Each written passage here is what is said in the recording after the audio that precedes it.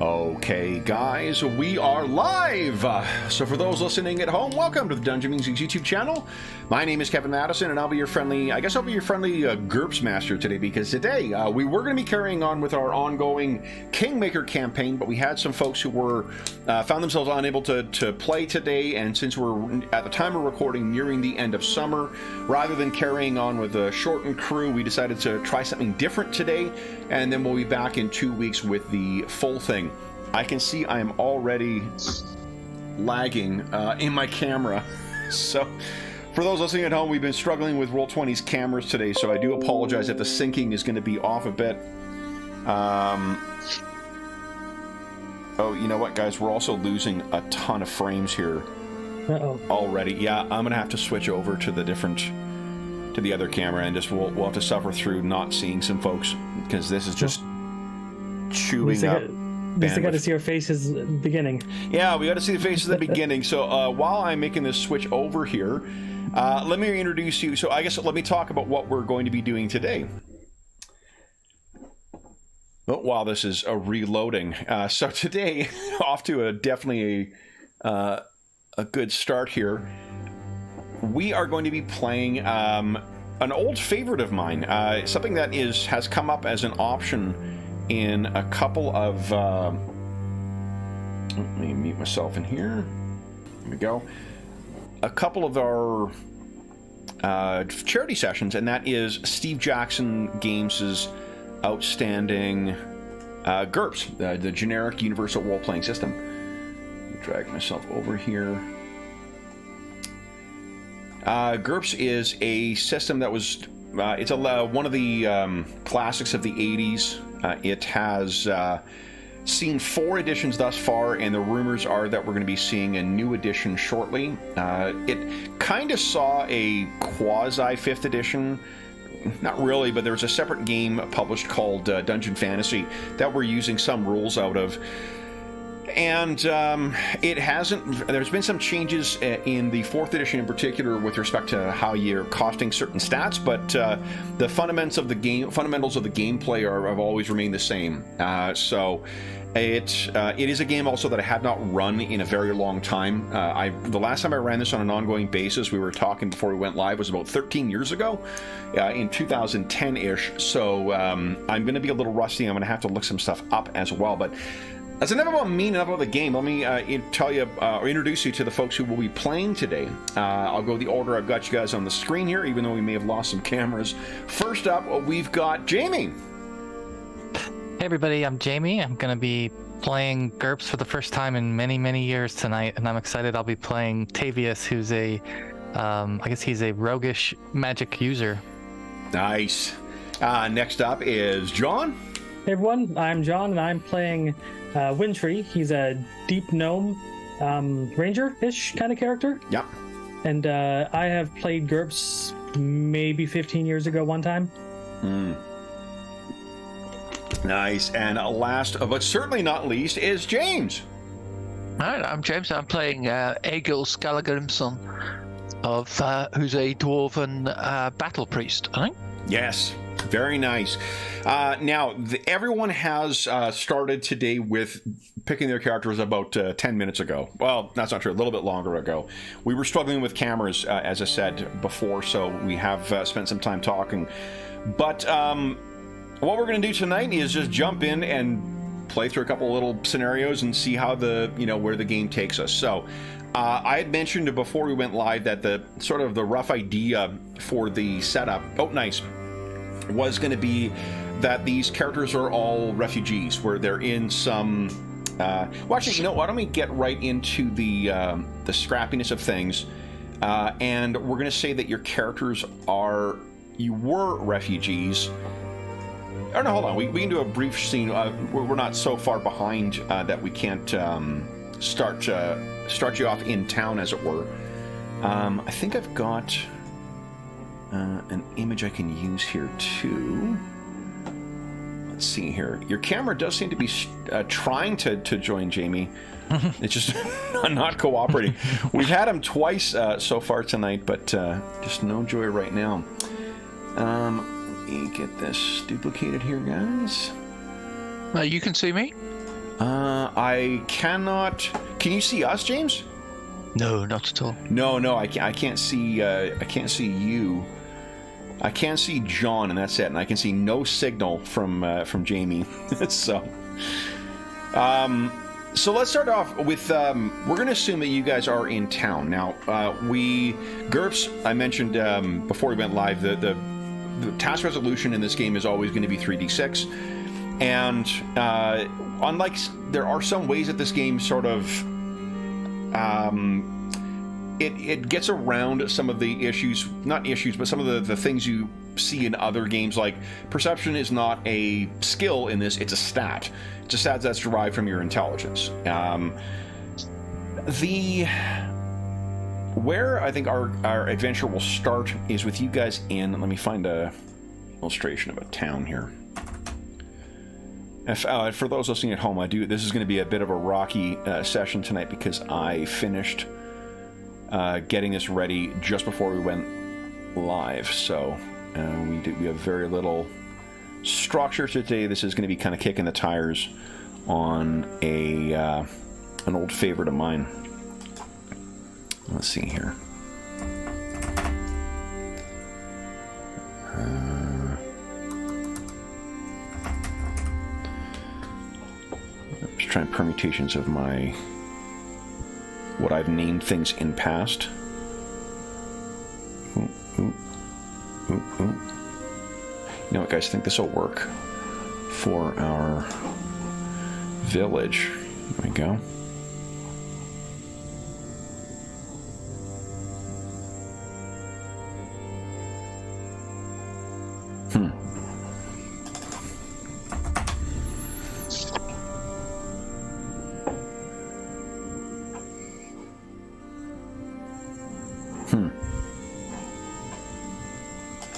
Okay, so guys, where our story is going to open is with the three of you. We're going to assume that the three of you know one another. One of the things that shapes GURPS characters, and it offers an interesting way for you to, when you're creating your characters, to shape what the campaign is going to be about, is through your disadvantages. Each of your characters has different disadvantages listed on them. Let me just take a look and see if anything will trigger beforehand. So there's an intolerance of orcs, there's a sense of duty I see with Eggle. There is with Tavius, curious, gluttony, and sense of duty, a vow to never use necromancy. Oh, and an enemy. Interesting. There we go. That's what I was looking for. And what about Wintry? Does Wintry have an enemy of any kind listed on his character sheet? He does not. Okay. So then, Tavius, if you wouldn't mind clicking, I think there's a dice to roll under your disadvantage. Let's see. It'll be next to the enemy. Yes, there we go.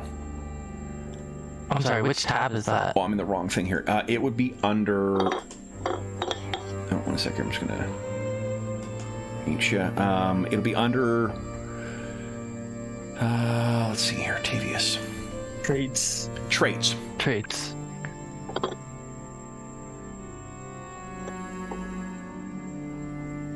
Oh, it isn't. It doesn't give you a button.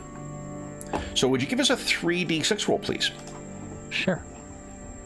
And what this does is if you're... Okay, so it doesn't trigger. Whether we're rolling for, you have an enemy of a 6 or less. So at the start of each session, I would roll to see whether your enemy triggers. The way that does is as you're making your character, you're getting a decision over what kind of negative stuff can happen in your character. If you have anything listed on your character sheet that has a number, or under the disadvantages that is a number next to it, there may be... It's basically a trade-off that you would take when you're making your character to have them prone to acting in ways that are not favorable. One way of thinking, I mean, there's one way to get points for it. The other way of thinking of it is that those are ways for you to have fun things happen to make the life more interesting for the rest of the party. Okay. You guys are, for the most part, broke. at this point. You are all refugees from a northern province. You have been living in this sort of... it is a northern town, but it is sort of the waypoint between where things are coming. Southerners are coming up to sort of invade your lands and defeat, the rebels that are still up in the northern lands, and where refugees have been collecting to sort of figure out where to go next. War seems to have gone everywhere else in the north, so you three have found yourself here. I'll leave it to you to fill in. Please feel free to add stuff if you'd like while you are filling, trying to figure out where you're going to stay and what you're going to be doing next. And I'll leave it to you to decide what the bond is that kind of brings the three of you together. We can make up whatever the fuck we want about this world, so it could very well be that dwarves and deep gnomes and, forest gnomes all happen to live in a mutual kingdom together, so you guys may have all known each other from that and be refugees from that. But what you are right now is broke, and oh, Jamie, your camera's partially working. Oh, that's weird. Yeah. I've got like your right shoulder, I think. No, it's gone. That's gone. Yeah.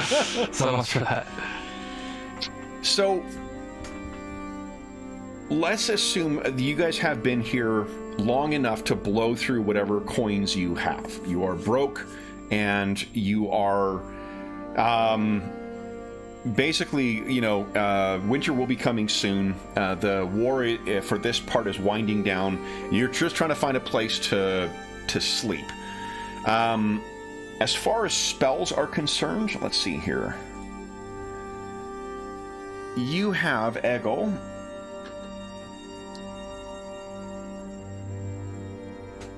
Yeah, nothing. A lot of combat stuff, some healing stuff, purifying food. So actually, like, regardless of how shitty the food is that you manage to scrounge, you still can make it edible. So maybe let's talk a little bit about what your last couple of days have been like. What do you think you guys have been doing?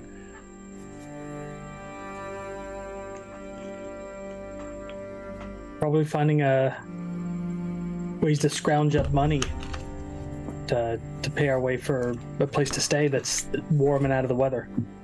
Does anyone have the scrounging skill on their character sheet?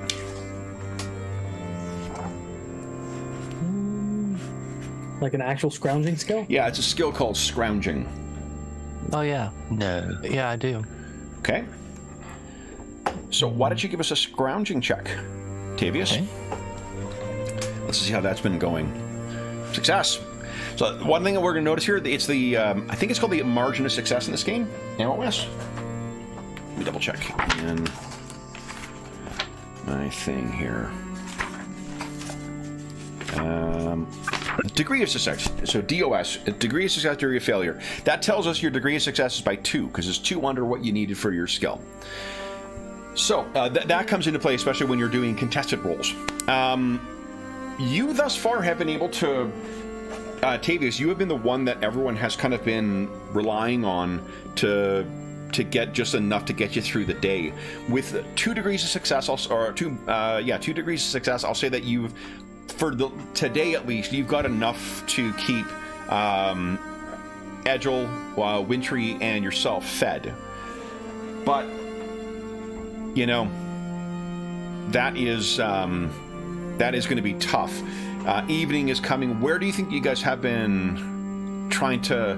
You can picture this as a mid-sized town, so it's probably, a population of maybe 3,000, swollen up to close to 1.5 that size because of refugees. There's got to be ramshackle refugee camps set up outside this thing. Where do you think you guys are planning on spending your evening? Have you come here with anyone else? Have you come here alone? Are you trying to help anyone else out, like one culture or another?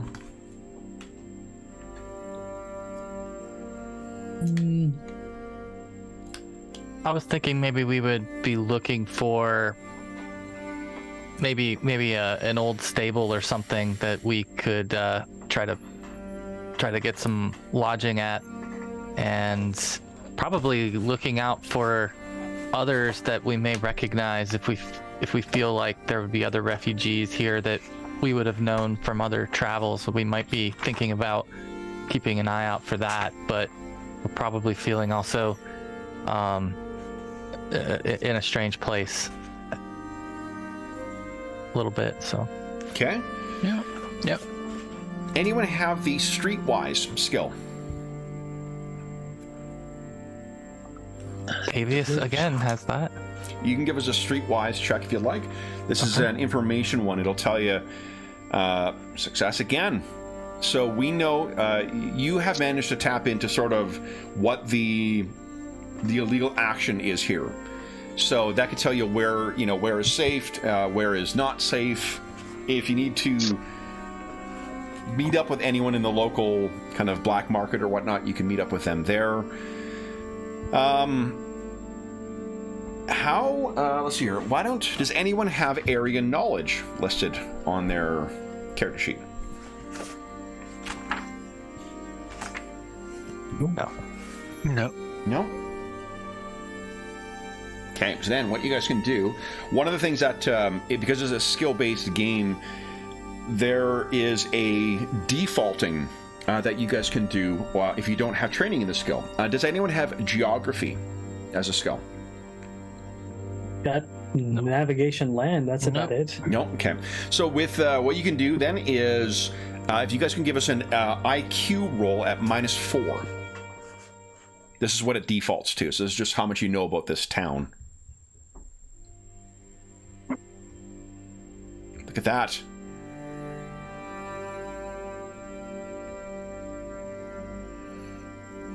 There we go. Okay. Edgel got the better degree of success. So, Edgel, you have been able to find a stable. There's maybe one stall. They've already, killed and eaten the horse, so you managed to find someone who perhaps shares your faith or something like that, who is giving you at least a place to kind of sleep. We're going to assume you guys are coming back tonight. You've got whatever's listed on your character sheet, and you're making your way back to the stable. Right now, what you've heard, at least the rumors you've heard from Artavius and Edgel, is that things have been... the armies are beginning to wind down, so like villages that have been burned have been burned. If there's been any... the armies are sort of as far away from this place. Let's call this town Northgate, and because it's the place that leads into the northern provinces. What you've heard is basically the Imperial armies are as far away from, at least the fighting face of them are as far away from Northgate as they're going to be likely this season, which means that they may be coming back or they may be fortifying out there in the Northlands. Fortunately, Tavius, because of your role with your enemy earlier, you haven't run across any issues. But as you guys are making your way back towards the neighborhood that you guys will be sleeping in, would you each give us a perception roll? And this is a hearing thing, so Wintry, because of your... I can't remember, on the character sheet, does it have each of your senses listed separately? It does. Fucking awesome. So this is a hearing check. Please.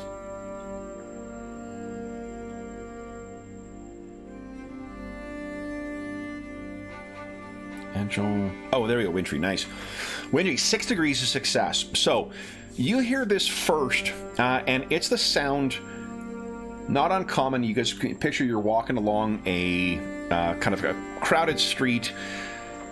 You're approaching an alleyway that maybe you cut past or you cut down, and you can hear the sound of pain as someone seems to be laying a beating into someone else. And you hear someone speak in a northern accent saying, "Please, no more." And you hear someone speak in an Imperial accent. "Hit him again. He'll tell us." and you can hear the distinctive sound of pain once again. Both Wintry and Tavius, you hear this.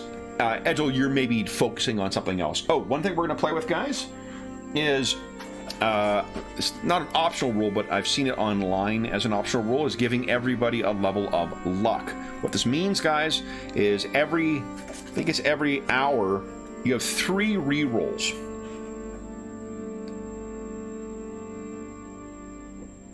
Oh, no, hold on. Once per hour, you can roll a roll 3 times, and you take the best result. Yeah. So that's what we're starting 8 o'clock on the nose, so we'll start with that. So you have access to that as well. Edgel, what do you think? Are you focused on something else? Are your thoughts elsewhere, or are you just not paying attention, do you think? I'll be ruminating on my faith. What's his is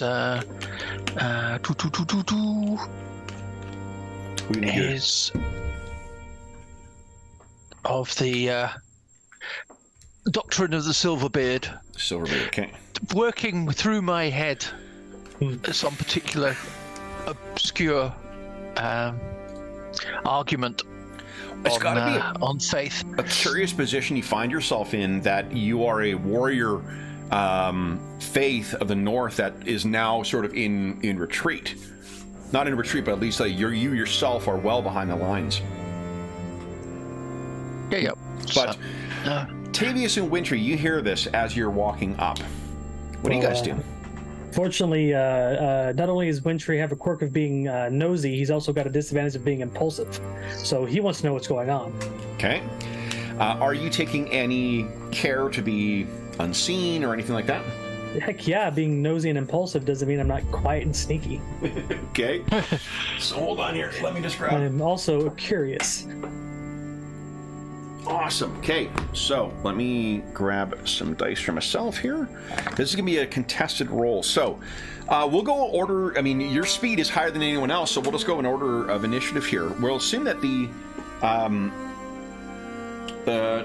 let me tell you how far each. So here's one way where GURPS differs from other games, and forgive me if I'm reminding you guys of what you know already, but every round is 1 second in GURPS. So if you think of one Mississippi, if you can get that done in one Mississippi, it's what you can do. You can do a lot less in GURPS than you can in a lot of other games, because you're measuring every single sword stroke, every single movement. But your move, I believe, let me take a look at the sheet here. I think it's your move is how far you can go in yards. 15 feet in a second? That's pretty quick. You're a pretty quick little... Yeah. Damn, somebody should just try it for the football team. You see, yards, let me see here. Yeah, I think you are quite quick. Let me just double check that here. Basic lift. Speed.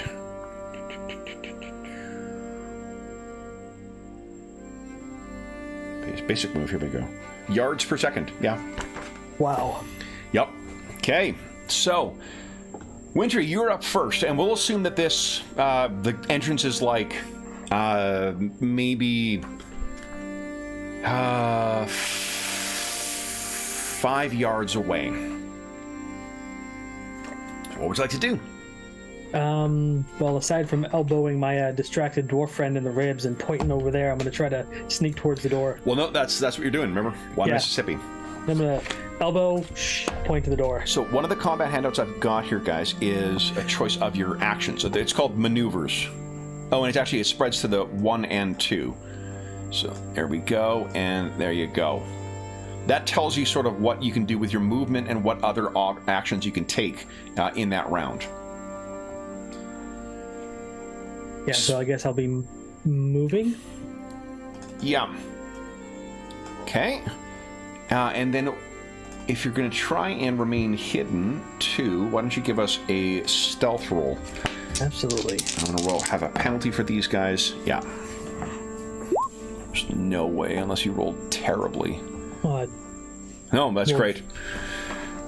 So with one of the things you'll find too is because of the bell curve with GURPS, if you every point in skill you have above, like, say, 12 is a substantially bigger chance of success on average.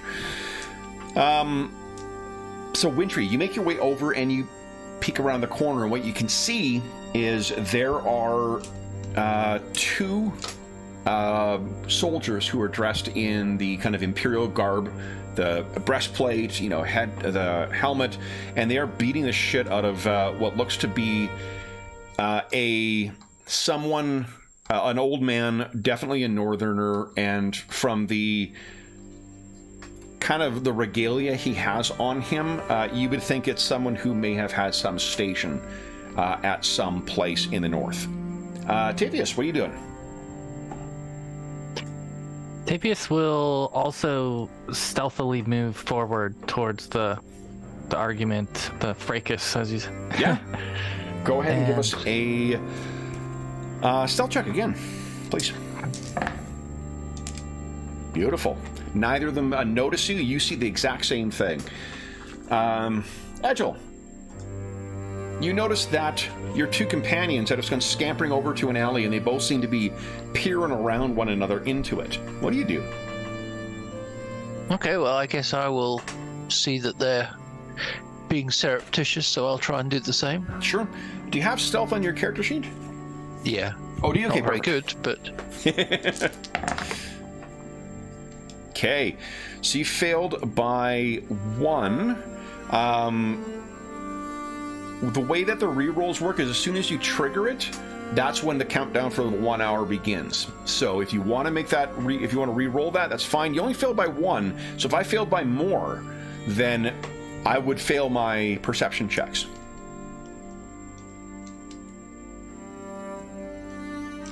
Would you like these guys? Right now, this suggests that they probably will spot you. Do you want the reroll, or are you okay with them seeing you? No, okay, I'll try re-rolling. Okay. Whoa! You get no, so you get 3. Yeah. Oh, well. Okay. So your best roll Nothing. was in a fail by 1. Unfortunately, what happens is you walk over the gnomes. You sort of crouch back as you see this, and there is someone. And I wonder if I've got an illustration to go with this here. These two. Yeah, I'll just use these because these are decent. So here's our 2 of our guys here. One of them looks over, he sees you, and so then let me add. Oh, hold on, I need to get their stats.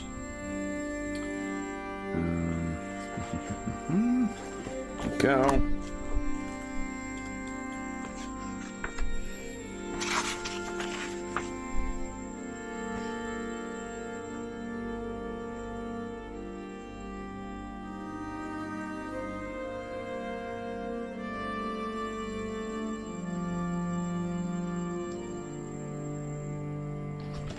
Go.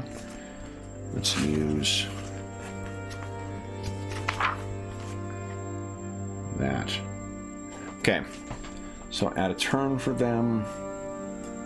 They are on 5.5. Oop, come on.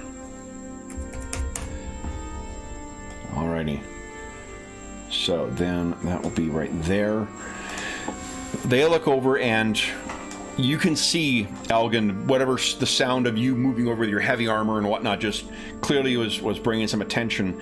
They look up and you make eye contact with them, so they haven't said or done anything yet, but they clearly have spotted you. Wintry, we're going to drop into some combat here. Interesting. Now, what do I know about these Imperials? Do I know some serious repercussions if they go missing? I think what you know right now is that they have killed a great deal of a great number of your companions. They have treated your home as if it is wrong one. As if it belonged to them and always did. and you know that they should not be in this location, and they generally, oh, of course it's the one that's my initiative tracker I have to get rid of. There we go. That they should be in a squad of at least 7 if they're going to be here. Suppose I should get my weapon out. They've only spotted the dwarf, right? They've only spotted the dwarf thus far, yeah. Gotcha. I see how I have a bow in my inventory, but not on my combat tab. Do I need to add that? Should have. Hold on, isn't it? Let's see what's listed under Introduce Combat tab.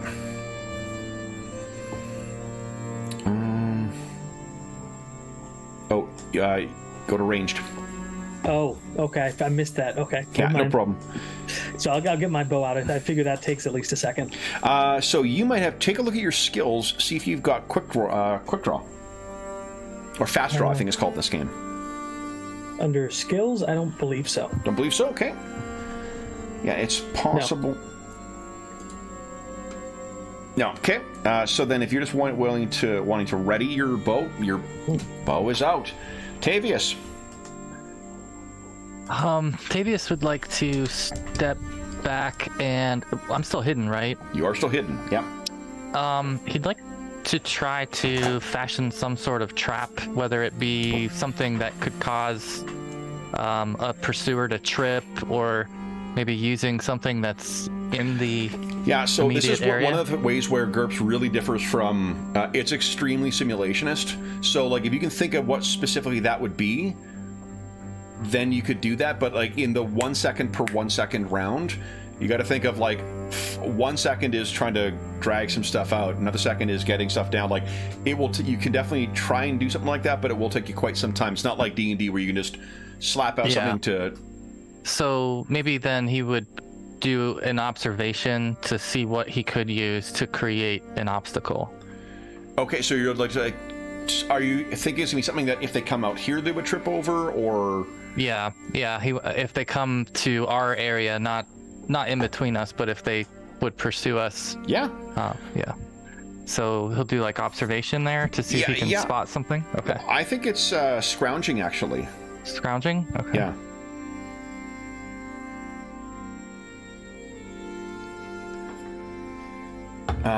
Perfect. Because scrounging is based off of perception. That's why I was thinking that it would be worth doing that. Yeah, you can find something that's maybe. What are you thinking? Like a board or a box or something like that, or some busted bit of.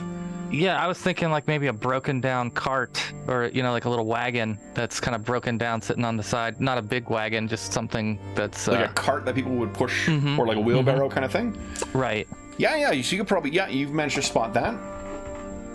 Yep. So that's what he's gonna move towards then next time. Then I think you can start moving towards it if you like this round. Edgel. Well, hold on. These guys go first. So this one looks up at you, and you can see that they have their short swords out, and the one looks up towards you and points and says, "This isn't your business, dwarf. On your way." And I don't think there's anything that I can do with intimidation, but let me double check here. Let's see.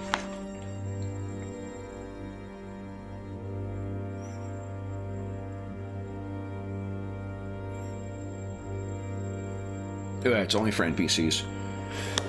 So you can see that they mean business and they're trying to drive you on your way. Agile, what would you like to do? I'll just go, what's the trouble here? What has this person done? Sure, you're trying to be more diplomatic? Mm-hmm. Why don't you give us let's see here. What would that be?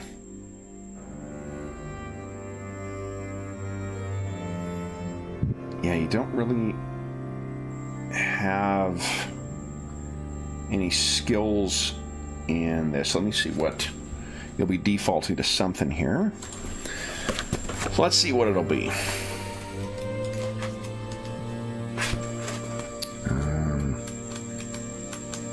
There we go. Skills. So give us an IQ -6 roll, please. I have good feeling about this for you.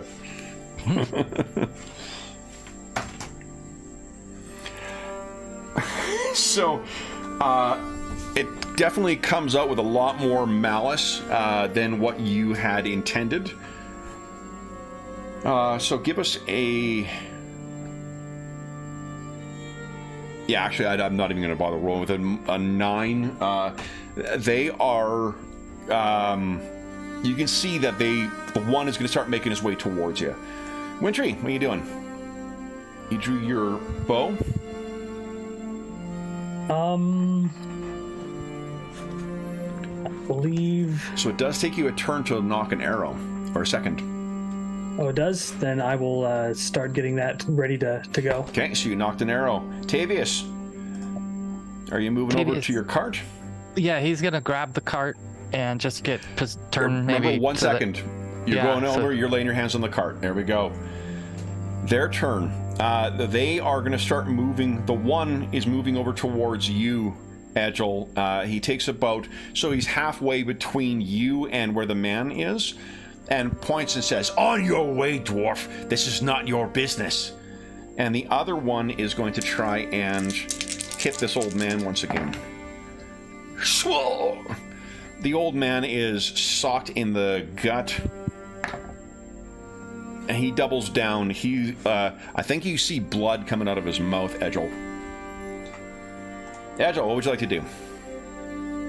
So what's my command spell? Command spell. So let's talk about casting spells. Your command spell gives one subject an immediate command, which they can resist with will, and then if they fail that, they have to do the one-word command that you've given them. To cast a spell is, let's see here, a combination of your skill level. So what is your skill level with command? 13, right? 13, yep. Yeah, so 13 means... most spells take 1 second to cast. You take the concentrate maneuver on your turn and attempt your skill roll at the end of the turn. Success means it takes effect instantly. There are certain spells where you need to charge them up and then you need to cast them afterwards, but that means with command you could spend 1 second at the end of your second it would cast. Let's talk about the bars in your character tokens too. The red bar is your hit points, your health points, and the blue bar is your fatigue. Your spells come from your blue bar, or the fatigue comes from your... Sorry, the spells are fueled by your fatigue, is what I'm trying to say. Mm-hmm. So, would you like to try and cast that? And how much do I... Oh, the cost is... Cost 2. Right. For command. Oh, why not? Let's do that for laughs. Okay. So go ahead. What is it you're saying? Back. Okay. Nice! Successful. Okay, and then to resist... Let me see here. I'm just trying to remember if it is a contested roll or not. Because if it's contested, that is a really good... Here we go, resisted.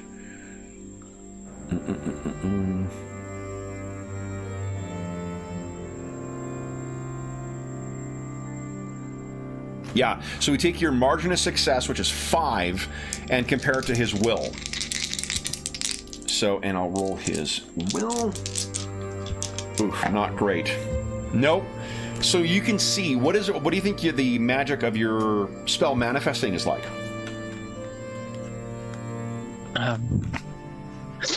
I think it'd be fairly invisible. I think it would just rock him backwards. Okay. So he would sort of well, this is a high fantasy that. setting, so typically they do have more of a... Let's see here, more of a physical manifestation, at least of you casting spells. And that actually, hold on, you know what? That actually speaks to your... how proficient you are. So because you go to 13... Actually, you know what, James, you're right. You must speak a few quiet words and make a gesture. So you don't need to make a lot of noise. It's just a gesture with your hand. You can't see me, so... Yeah, sorry. So I will just do a flat palm, as it were. Okay. All right. Yep. Then it is Wintry's turn. You have an arrow knocked. What would you like to do? Can I aim for the back of the knee of the guy that's beating the old man? So aiming, there's a couple of interesting things you said there. Yes. For one is aiming. So you can choose to take an action to aim, and then what you get to do is add the accuracy of your weapon to your skill.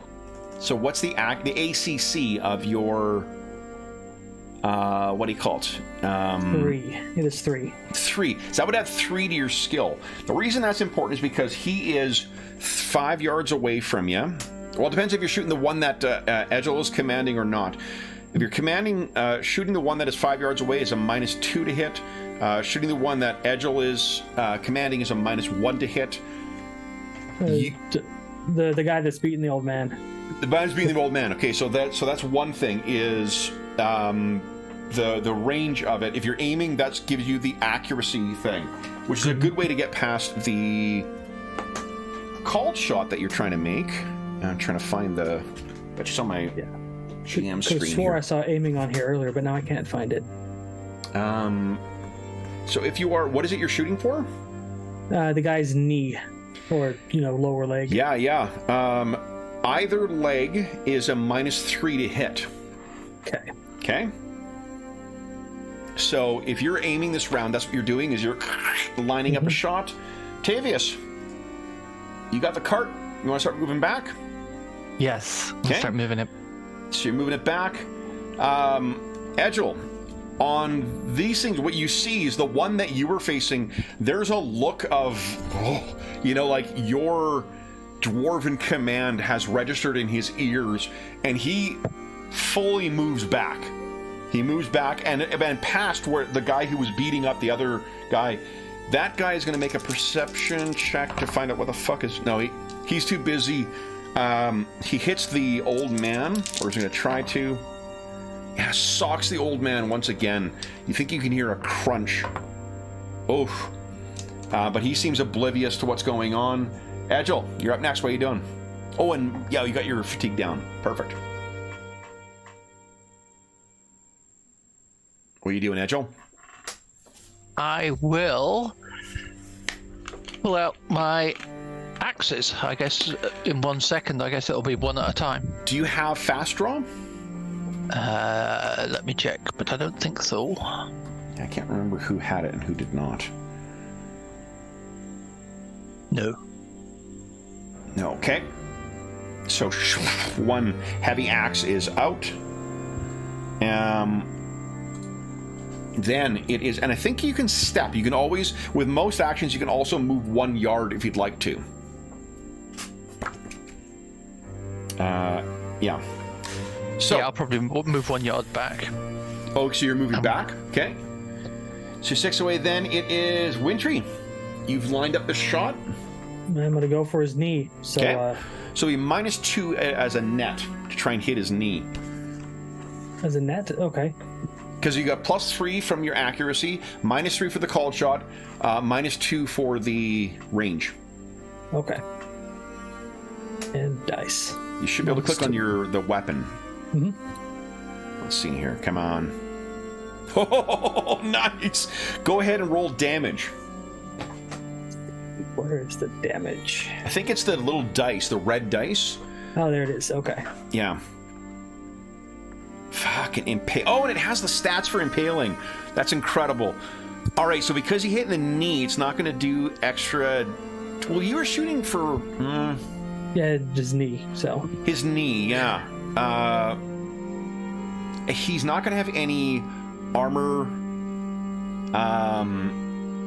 Any armor in the knee.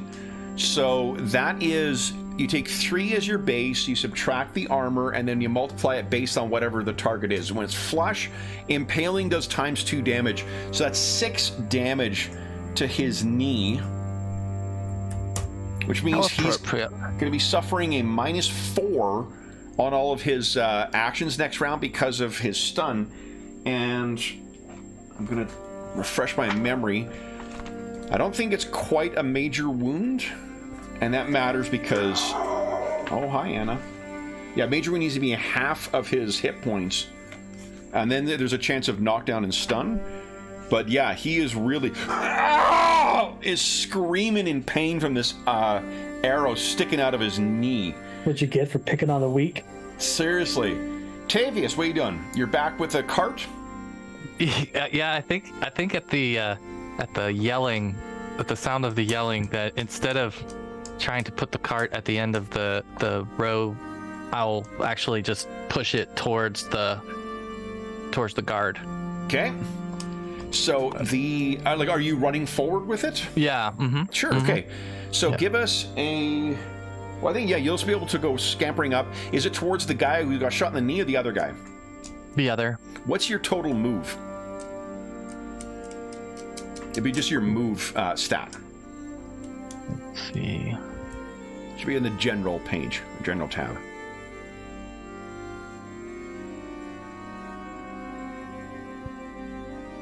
I can actually take a look on your character sheet, I think. 4. Oh, okay, so you're kind of slow. All right, so you're racing partway down the alleyway. You're not even you're still 1 yard off from reaching the other guy. Well, you might be able. Do you have the run skill? It's called run or free running. I don't see running or free running. Oh, okay. The parkour? Oh, it's only for... Yeah. I do have climbing.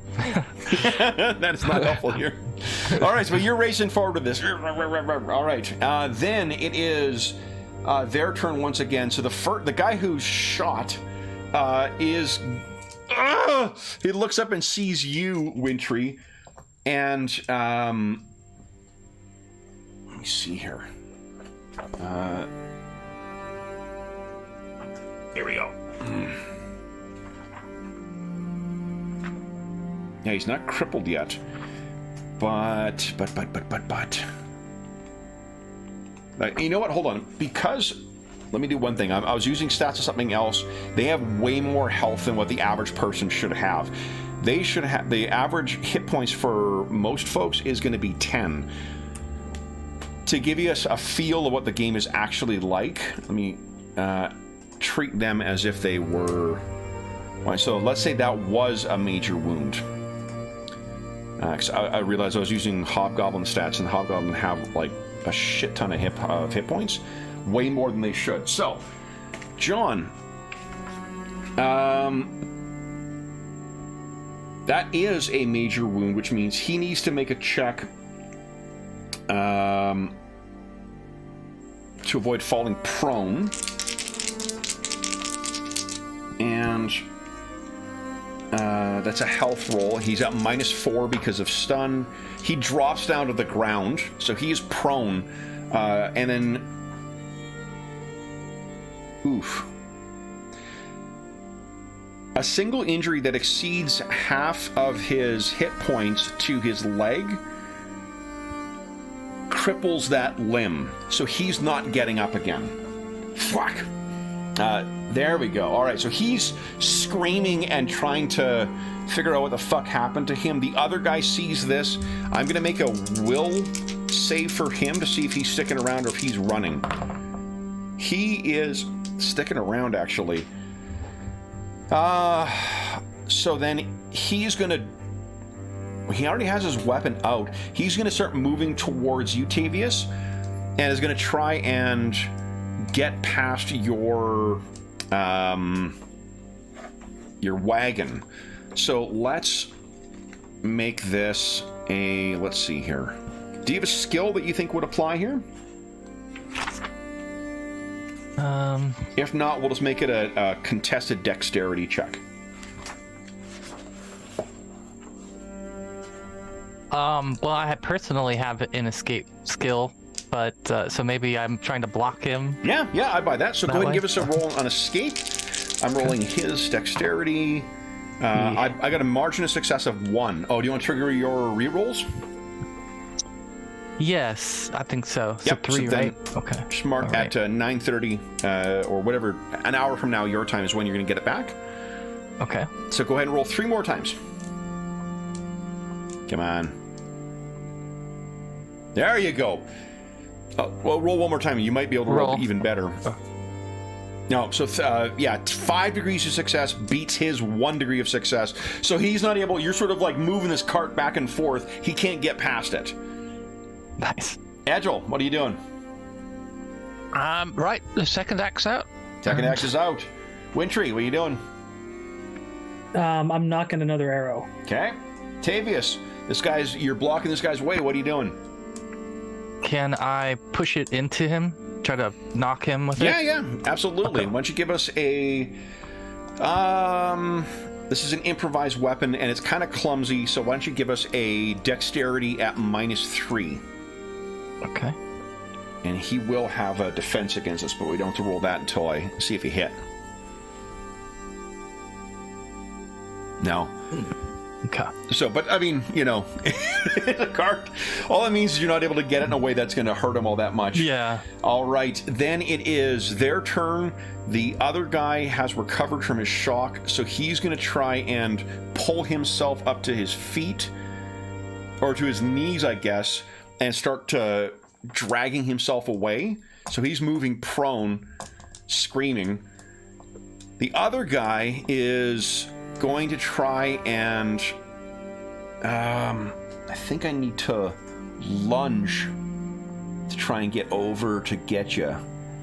Yeah, so great lunge. 1 fatigue to get +1 reach and -2 damage. So he is going to... Just so you guys understand what I'm doing, I'm using the attack, which that means he still has some defenses left. So I am going to attack you, Tavius. It's here. I did hit. So then it is return to defend, if you like. And let me tell you what you can do here, because there is some interesting options in GURPS. So, active defense roll. Let's see here.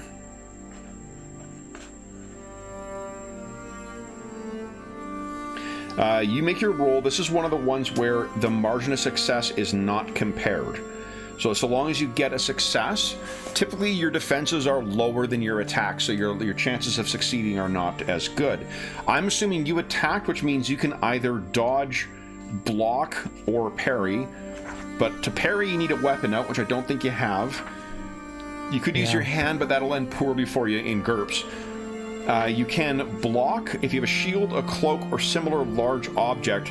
You could try using your cart to block, but your skill would be whatever your dexterity is minus, what do we say, -4 or -3? -3, then have that rounding down +3. Like, your chances are not going to be great. You can also choose to dodge. That is just making it's based off of your speed, which is pretty high, I think. And then you can do other things too. You can give ground, so you can retreat a little bit, which will give you +3 to dodge. You can also I think drop to the ground. If you have at least 1 point in acrobatics, you can try and make a fancy acrobatic dodge, which will give you +2. So what are you thinking, Tavius? Acrobatic dodge, a risky parry with the cart, or giving ground, moving a yard back? Try the fancy acrobatic dodge. Go ahead. Give us an acrobatics check. Because that can be combined with a treat as well. Yes. Yeah, you can really, like, Mac, if you really need to get the fuck out of the way of something. Let's see. So... acrobatics is on the general? Or if you have acrobatics, it'll be under your skills. Oh, okay. I don't think I do, actually. Okay. But Dorman should. He did that a lot.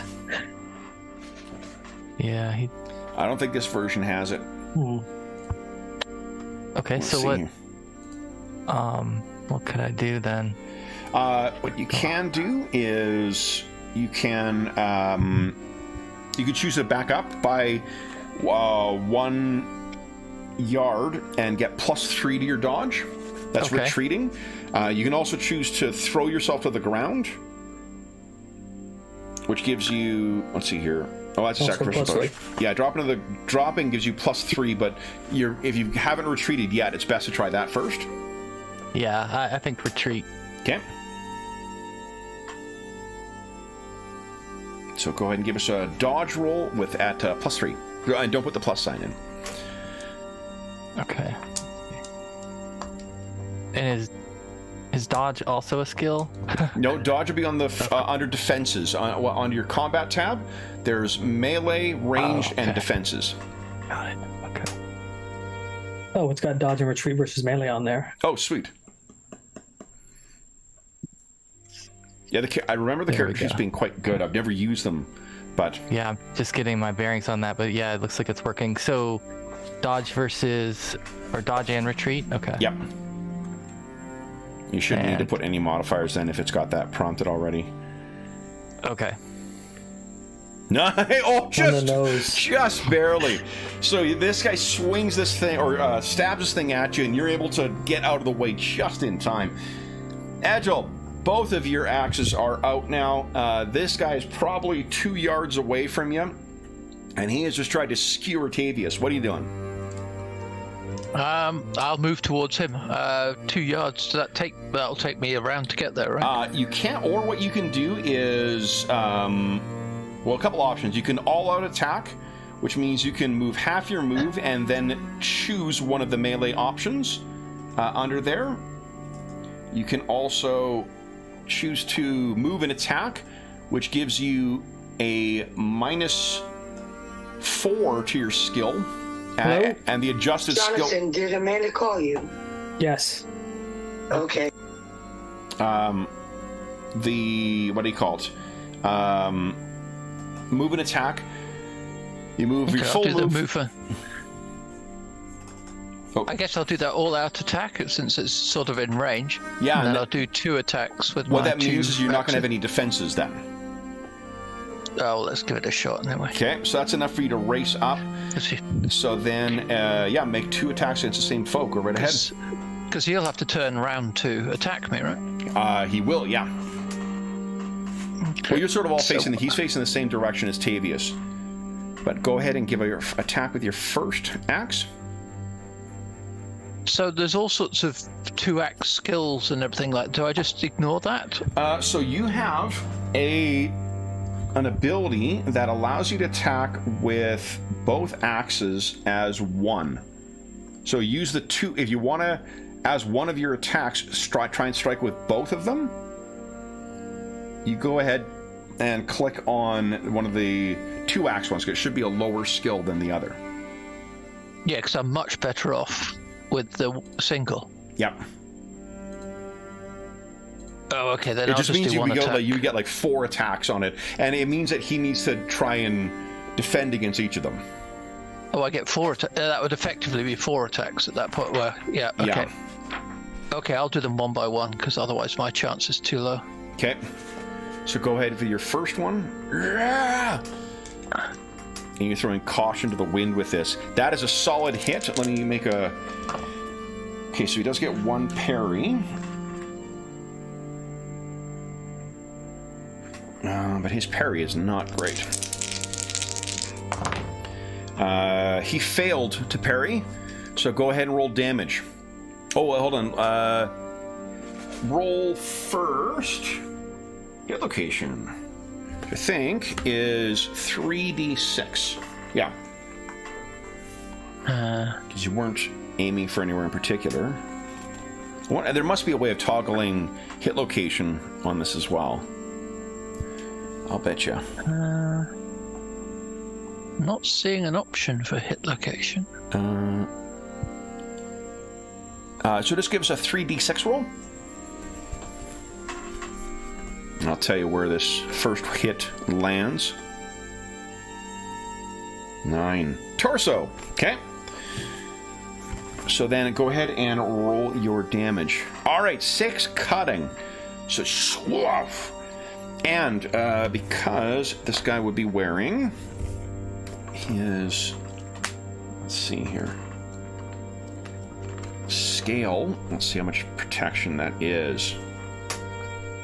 All right. Because you're... Oh, no problem, John. Okay, we'll see ya. Hope everything's well.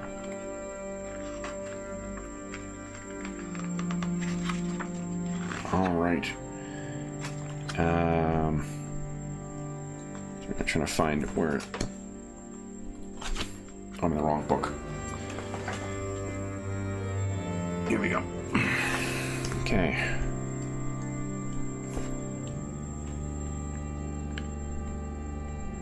So it'll be only 3, which means 3 gets through. That is 5 then that he would take.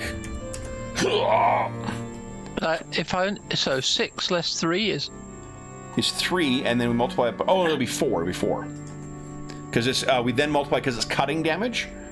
Oh right. Okay. Yeah, it's 1.5 extra. All right.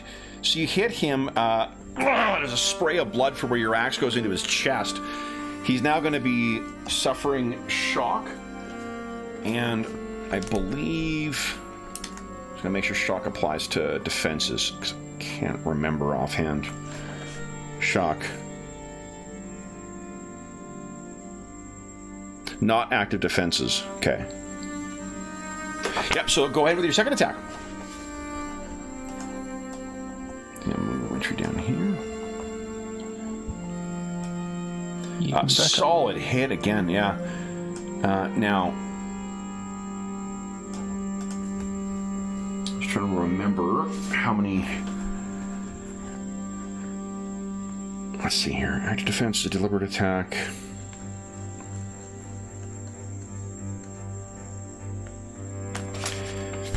I think he's limited by how many parries he can do in a round.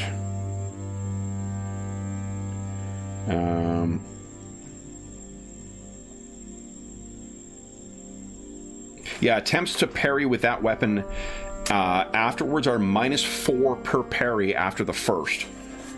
So he tried to parry that. I think this time he's just going to try and dodge. It's a worse chance, but it's at least a better chance. So he, after getting hit in the chest, he scrambles to try and get back. That's a fail on that. Go ahead and roll 3d6 for hit location. 13. That is left leg, which is unarmored. So go ahead and roll damage. Holy fuck. So that is going to be 10 points. You fucking cripple his leg. You actually might cut it off. Cool. Let's see here.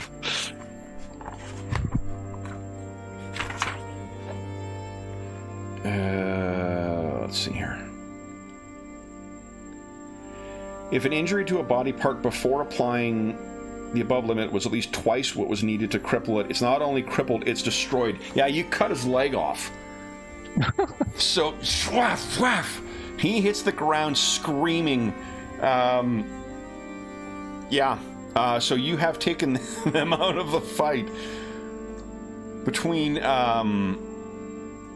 Wintry's shot and your axe, he is down. The other one is scrambling and trying to get away.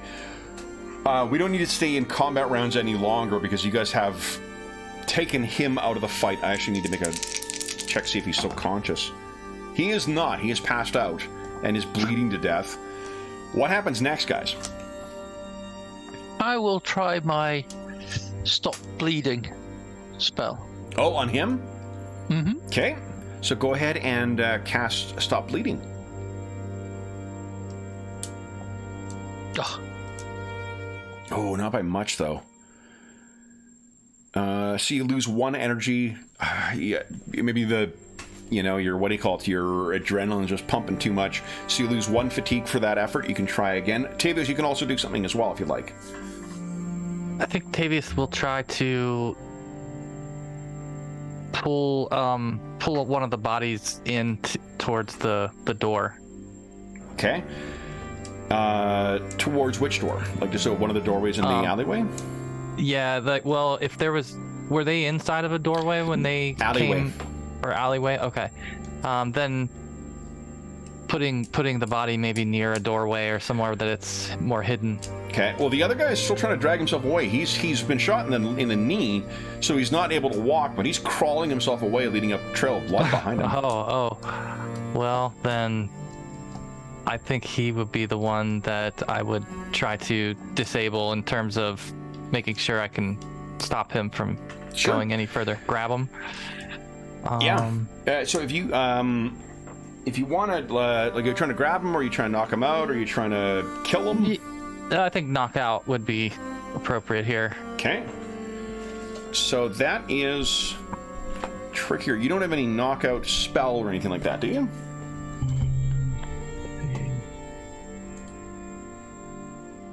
Let's see, what do you have for spells? Hinder, some illusions. Doesn't look like anything like that. No. Oh, I've got the wrong... You know what? Your character sheet is wrong. I'll close that right now. I actually don't know what your character's got. Okay. So then... Well, I guess you could do... Do you have brawling or wrestling or any kind of unarmed skill?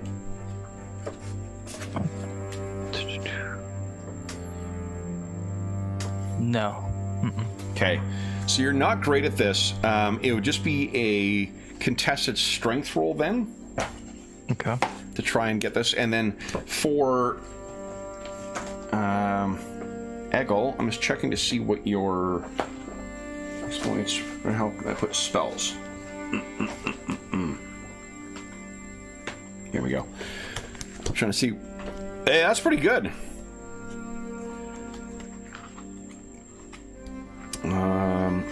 Just checking to see what your fatigue point cost is on this. Healing. Again, for those listening at home, it's been a long time since I've run this game, so I do apologize for how much time it's taken me to look up shit. But stop bleeding. Here we go. Acts as a bandage, restoring D6 minus 3 hit points, minimum 1. Oh, it's 1 for bandaging or 10 to stabilize a mortal wound. So this one actually would be 10 because you cut this guy's fucking leg off. Okay, so now I'm down to 0. Well, you actually, I don't think you can spend down to 0. You would go down to your minimum, and then you would start spending hit points. Well, I was at 10 when I rolled it. Oh, I see. Okay, so then there is a consequence for being at that low of fatigue points. So let me tell you, if your fatigue points are 0, you are on the verge of collapse. If you suffer further fatigue, is at 1/3 of your fatigue, you have your move, dodge, and strength. This doesn't affect strength-based qualities like hit points or damage. At 0, you're on the verge of collapse. Now, you have a spell called, what is it? Restore energy, I think. Yep. Recover energy, yeah. So it'll be 5 minutes for you to get 1 back. What is 1/3 of your fatigue points is, what, 4 or 5? 1/3 is 4. Wait, yeah. Yeah, you round 4. up in this one. Oh, then it's 5. 5. So yeah, it'll be half an hour for you to get to really kind of catch your breath once again. You're just tanked with having stabilized this guy. Tavius, there's a bit of a scrap of this, but we'll say you're able to knock this guy out. What do you guys do next?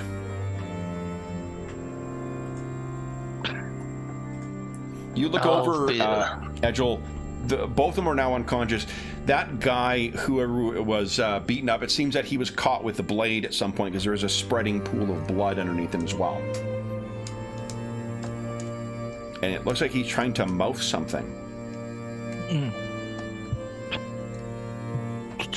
Want to try to stop the bleeding, Eggle? Well, I can't. I'm shattered. Yeah, Edgel is like completely gutted right now. He's nearly on the verge of falling unconscious. Am I able to stop the bleeding in him or stabilize You him? can try. Let me see here. So first aid. You need a bandage, which I don't think you've got. Oof. You can try giving us an IQ -4 roll.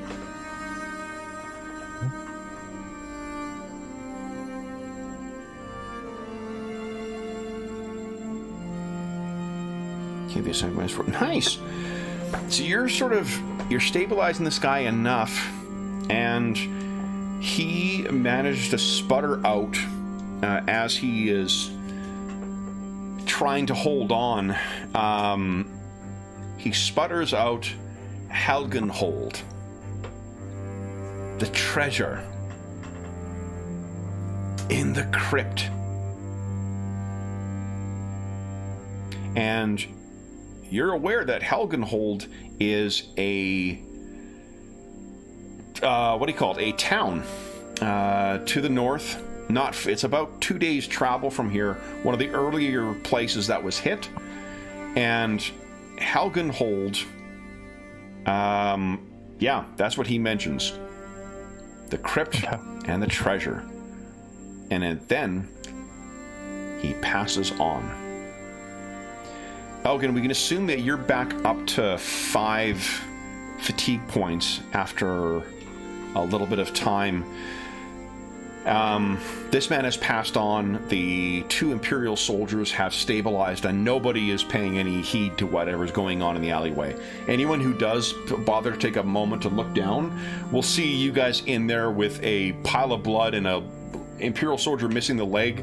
Look away and immediately, head on. Business as usual. Yeah. You're fortunately near where you sleep. Now,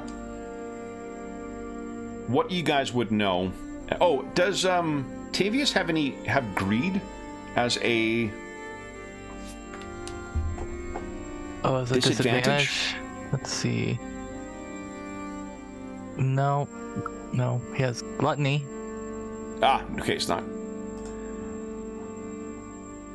And I don't think Eggle does. So, what would you guys do?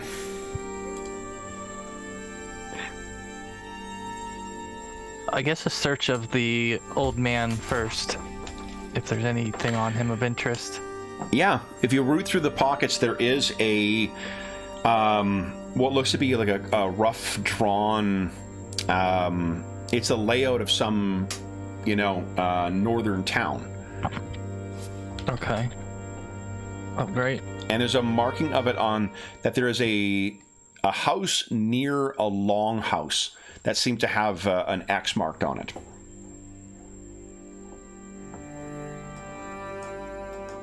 And I think, because we're really trying to put this thing through its paces, let's just skip on forward here.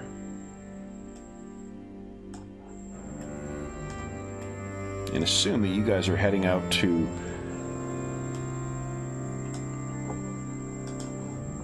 Helgenhold to find out what the hell is going on with this. Now, you see on this big map here, let me see here. I don't have dynamic lighting set up, do I? You guys can see everything? Yeah. Right. Okay, so let me put you guys on a map here. Let's say you're coming from over here. Paste. There we go. Oop. Let's get you. There we go. And there we go. You guys are up here. And let's... Oh, you know what? Let's do this. Guys, we're going to assume that this has been a... Now, you can't see your tokens in the initiative counter anymore, can you? No. No. Okay, so I'll remove those. let's assume that this is after days of travel and whatnot. You've reached your way here, and the two of you have decided to seek out this treasure. Why don't we take our mid-session break now, and then when I get back, I'll quickly populate some shit around the village, and then we'll give some other of these rules a try. You can assume you got all your fatigue back too, Edgel. Okay, thank you. And you guys can decide how you wish to go. So for those listening at home, we'll be back in about 5 minutes, and then we'll see what our heroes do at Helgenhold. So back momentarily. Okay.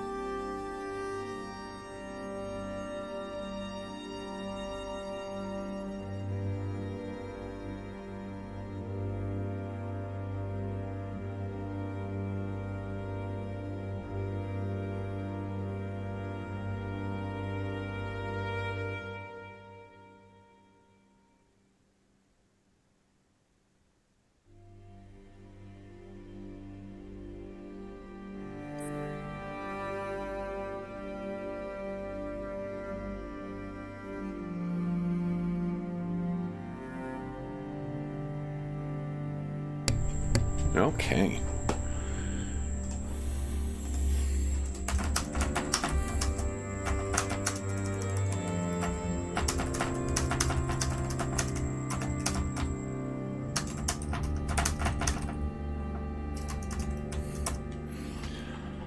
All right, let's see here.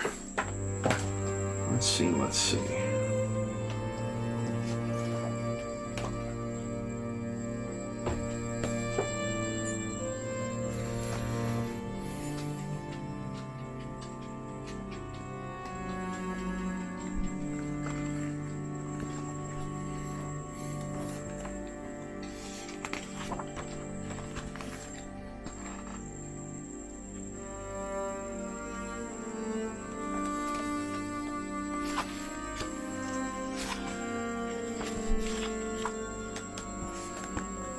So I'm making use of, as well, this is the Nordlander Bestiary for Dungeon Fantasy. It's written by Douglas Cole, who has a bunch of great stuff. It's effectively most of the monsters that you'd recognize from Dungeons & Dragons Monster Manual. You would find them in here as well, which is pretty awesome.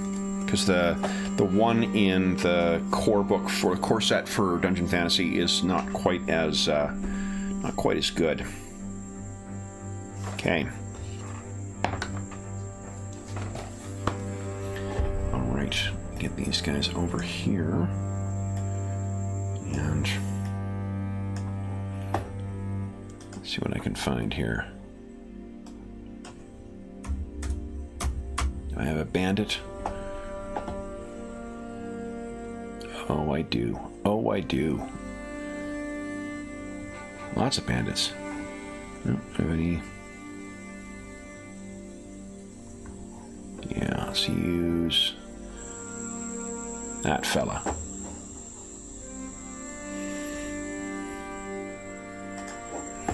Let's go to GM's lair. Set up a couple of these fine fellas. And see what is what here. Alright, in there.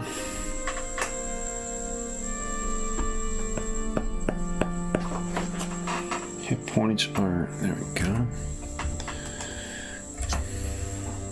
And you cannot see. There we go.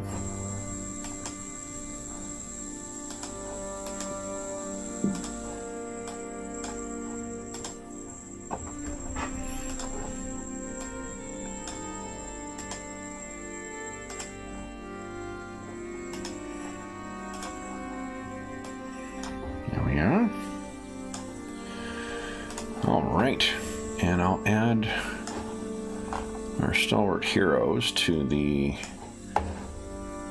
oopsies turn order. Oh, no, that's neat.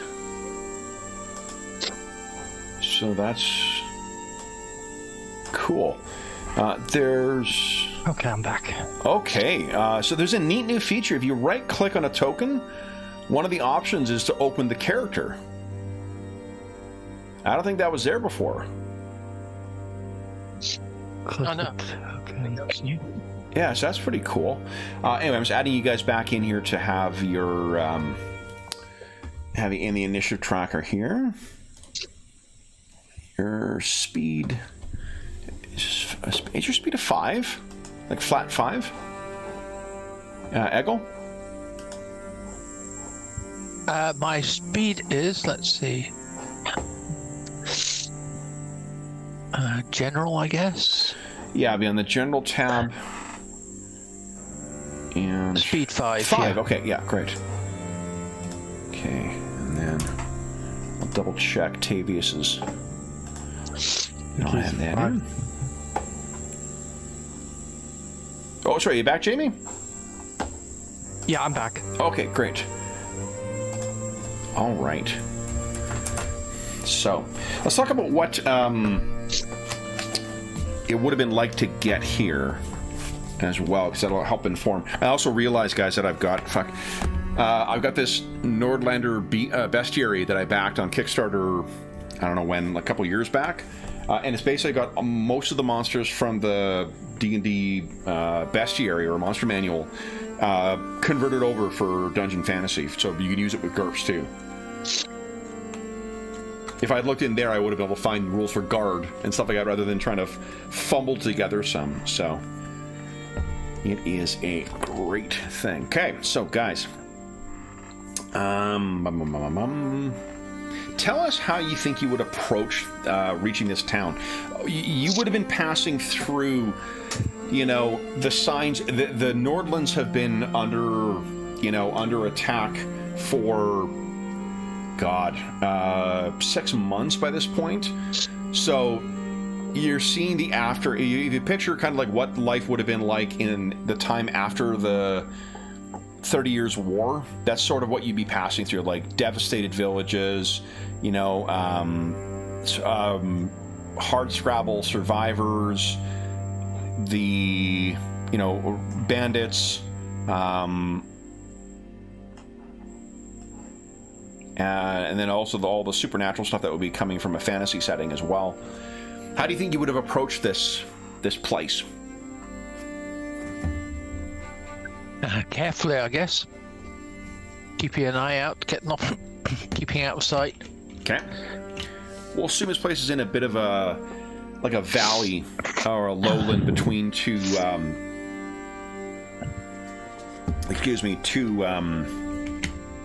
kind of longer mountain ranges. And as you can see, this is a village more so than anything. there is, as you approach this, or as you came from a distance, does anyone have the skill shadowing? Yes. I feel like Tavius might. You can give us a shadowing check, if you'd like. Okay. Yeah, so you've gone down, and from what you can tell, Tavius, maybe, Edgel, you were catching your breath, and or just, getting yourself ready for fighting or whatever, for exploring. As far as you can tell, there's nothing here. All these houses look to be abandoned, with the exception of the longhouse. The longhouse has smoke coming out of the chimney. And the longhouse is the big, central one in the middle there. And am I oriented to where the map had an X drawn on it by chance? Oriented towards where the X... There's an X drawn on it? Oh, I thought that there was a hand-drawn X on the... forgive me. Yeah. So the place with the X on it is right... Let me make sure I'm on the right layer here. Right there. Okay. Does that look in use as well, or also Does disheveled? not. No, Okay. The entire village seems to be kind of abandoned. So which one's the longhouse then? I thought that was the longhouse.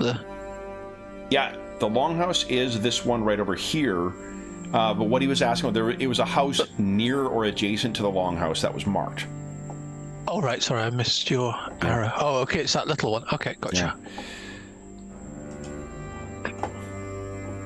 And So I think there's a light sorry. dusting of snow on here, but you guys can give us a perception check, or I think there's a skill called observation. Yep. Okay. Yep. Seem to remember. Nice, Tavius.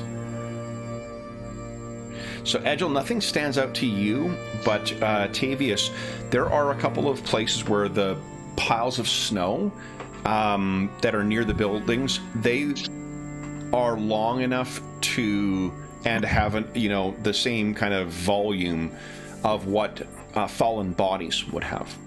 So the dusting of snow that is down here, there may be bodies underneath them, left unburied and covered by the early weeks of winter. What would you guys like to do?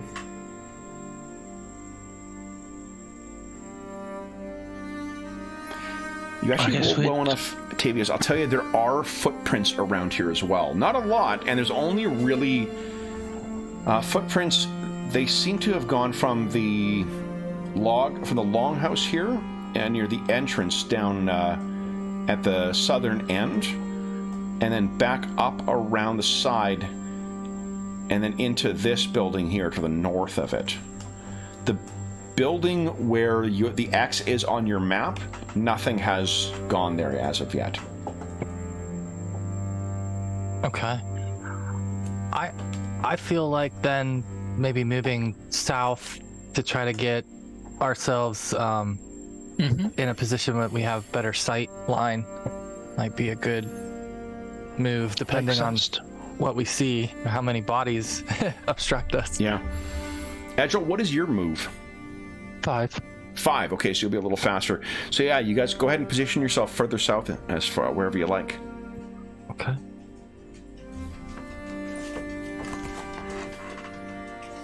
There we go. Okay. So you can see here. Let me zoom in for the folks at home. There we go. And where are ya? Where are ya? Oop. Further south, I think. There you are. So yeah, you can see, like, for instance, right here, near the exit of this home, or it's the exit to the other side, it would be near this paddock or whatever this thing is.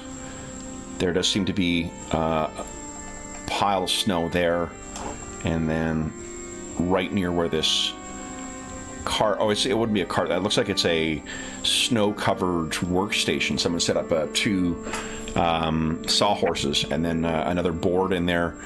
There seems to be a body right there as well. I'd say from this point forward, we'll move with stealth. Okay.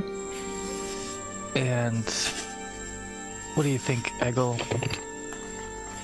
I think if you go, so if we try and work towards this house you've seen, and maybe if you try and get in, and I'll hang back a bit because I'm a bit of a noisy boy. Sure. So I'll keep so I can rush in if necessary. But so maybe if, yeah, as we say, we move forward. But there's this paddock thing here. I'm not sure how I ping things, but it looks like a sort of paddock with an oven or You should be something able in to it. hold down left button, as long as the left mouse button. Yep, not doing anything. Anyway, Do you have the pointer on, or do you have your measuring tool? pointer. No, yeah, it should be good. I'm seeing Jamie's is showing up as well. Yep. So anyway, where Jamie's pinging, Okay. a bit to the west of that.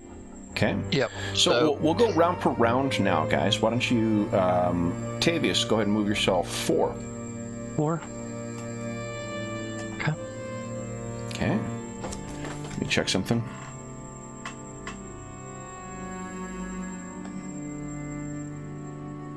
I guess I better get my axes out. Okay.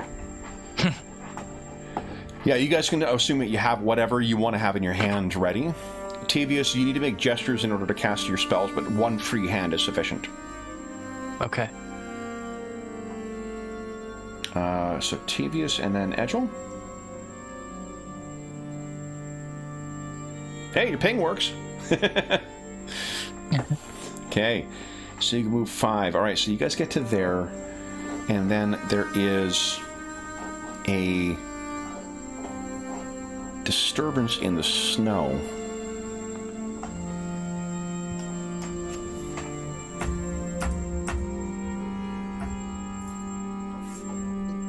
Actually, with that, I think. Yeah. Okay, that's good.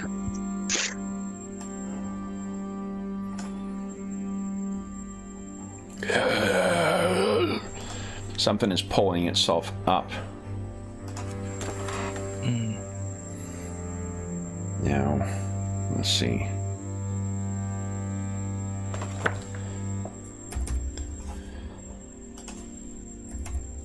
Just getting my token set up here. Bottom overlapping. There we go. All right. Let me add. Actually, let me copy one of these. I'm going to stick it in the house. You can ignore it. It's just serving as my initiative tracker. These are quick little buggers, though. So, this one begins to stand up. It is still prone. It's just pushing itself up right now. And let me see if there's a fear effect.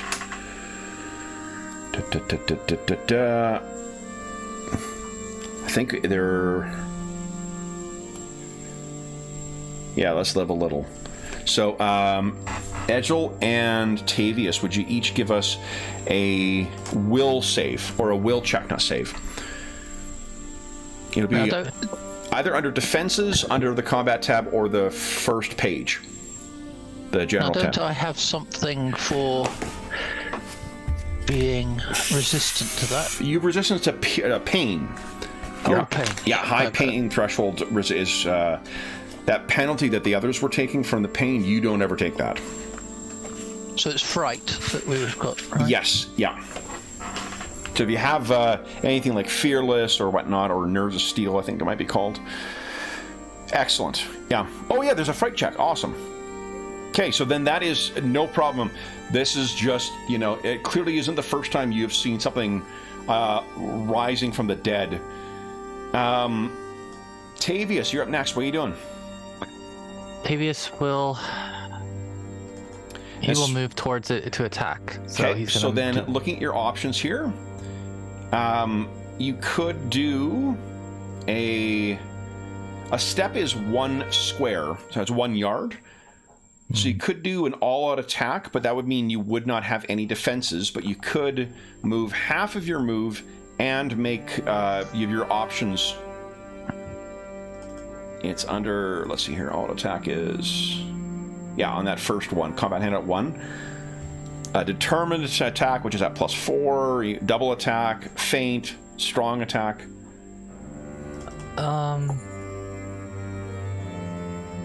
Yeah, I think he'll do an all-out attack. Okay. Can you get there in 2? Actually, I don't think I could. Let's see. Yeah, because you're wee. Yeah. So I guess in that case he'll just move forward 2, and that's it. So you could do something like an evaluate. Okay. Well, evaluate only it allows a step, so you can move 1 forward, but evaluate would give you +1 to your next attack, feint, all-out attack. Would I be able to get there in 2 steps on the next turn, I guess? Or Yeah, 2? if it gets up where it is, then yeah, most definitely. So if I move back 1 in order to evaluate. Okay. Yes, you can stack that too. Like each, we only saw 1 round of aiming, but like on the first round of aiming, you add the accuracy of your ranged weapon. That includes thrown weapons too. You can line up a shot with thrown attacks, and then each additional round gives you an additional bonus. Okay. That's what your evaluate does. Is just you're lining up, what the attacks to a maximum of +3. Okay. So Tavius, you're stepping forward and kind of being cautious here. Edgel, what are you doing? I'll do something similar. I'll go up and eye this beastly thing. Okay. Do you have any spells? That's only a step you're taking. Is there any spells you want to get up and active? Let's have a look on that. Well, it's got bravery, so we can't be scared. Just things like the ones like might. It raises your strength, and your strength is what dictates how much damage your weapons do. Like in GURPS, your strength score gives you a certain thrusting and swinging damage, and that's what you use to dictate the damage of all melee weapons. You can also use that on other people. Okay. What else do you have? Shield, which will grant you a defensive bonus. That's what, unlike the damage reduction, damage bonus makes you harder to hit. So shield is like a mystical protection around you. It lasts 1 minute as well. Why don't I do that? I'll cast shield on Tavius. Okay. Let's see here. Now, how much did it? Shield costs you. It depends on how much you want to add to the DB. So it is. Where is it here? Shield is on page 65.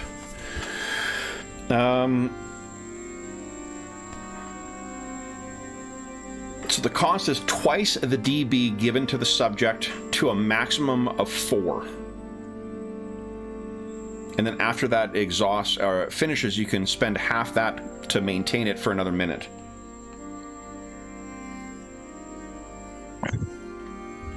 So basically, like, if, let's say you want to grant him a +2 to his defensive bonus, that would cost you 4. Yep. I think I'll just add 1. I'm just going to do it because I'll do it for both of us. Yeah, and sure. Otherwise, I'm going to suck it up. So I'll do that. Okay, let's try. There we go. Nice! Success! Okay. What does it look like as you manifest this? I can imagine there'd be sort of a rime of frost over him, which is, perversely is actually, gives a little shimmer. I think that. No, sorry. Yeah, you just get a shimmer across yourself. Awesome. So you sort of phase in and out, sort of As if there's sort of a heat between you and, the heat shimmer sort of thing, but it's around Tavius.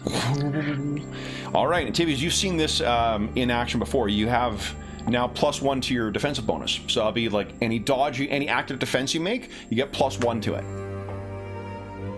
Then, so would that be negated by the if I were doing an all-out attack? no, so all the all-out attack does. So the way that the action you choose to take on your turn tells you what defenses you have available to you until the start of your next turn. Mm-hmm. So like if you take an all-out, let's take a moment just to take a look at the maneuvers so you guys know, at least have a sense of how these are going to play out. So for instance, because you if you go all-out attack, if you look under active defenses, it means no active defenses. That means anybody attacking you, all they need to do is hit, because you are just like throwing caution to the wind and trying to hit anybody. If you do a normal attack, you can step, and you have available any defenses. And normally what you can do is apply 1 defense against an attack for free. Your first parry doesn't take a penalty, but unless you've got some other modifier, a second parry with that same weapon gives you -4 to the next parry, which is where you have to you can parry once and then try and get out of the way. If you've got an advantage called Weapon Master, or if you've got something called I think actually Weapon Master is the only one that grants you extra parries. And certain kinds of weapons are easier. The penalty, like with fencing foils or rapiers or things like that, it's only a -2 for the second parry. But if you took, say, all-out defense, where is it here? All-out defense is, all-out defense, you can apply 2 different active defenses against the same attack. So what that would mean is you could do both a dodge, or if you had a shield, you could block with it. And I think blocks don't take the penalty that parries do. There's also certain weapons, like your axes, become unreadied when you attack with them. So it means you can't parry with them when if you attack with them the round before. So the way that you determine whether you have the ability to actively defend or not, that is dictated by your actions. What Edgel's spell does is it gives you a better chance of succeeding on your defenses. Okay? And the defenses are, block, parry, or dodge. And then you can give ground always with the defense to give you +3. I think you can do that once per round. And there's other things like desperate defense, if you want to spend fatigue points to try and increase your defenses. So you spend 1 fatigue point to get +2 to a single, you see under extra effort, under combat handout 2. These are ways you can blow fatigue points to get them. These are optional rolls from GURPS Martial Arts, but I like them a lot. And it gives a fatigue kind of a feeling of like wearing yourself down. The risk you run is that you may exhaust yourself. And if you're a spellcaster, you want those fatigue points to be able to cast spells. So does that make sense as to where the +1 comes in? Yes. Okay. Yep.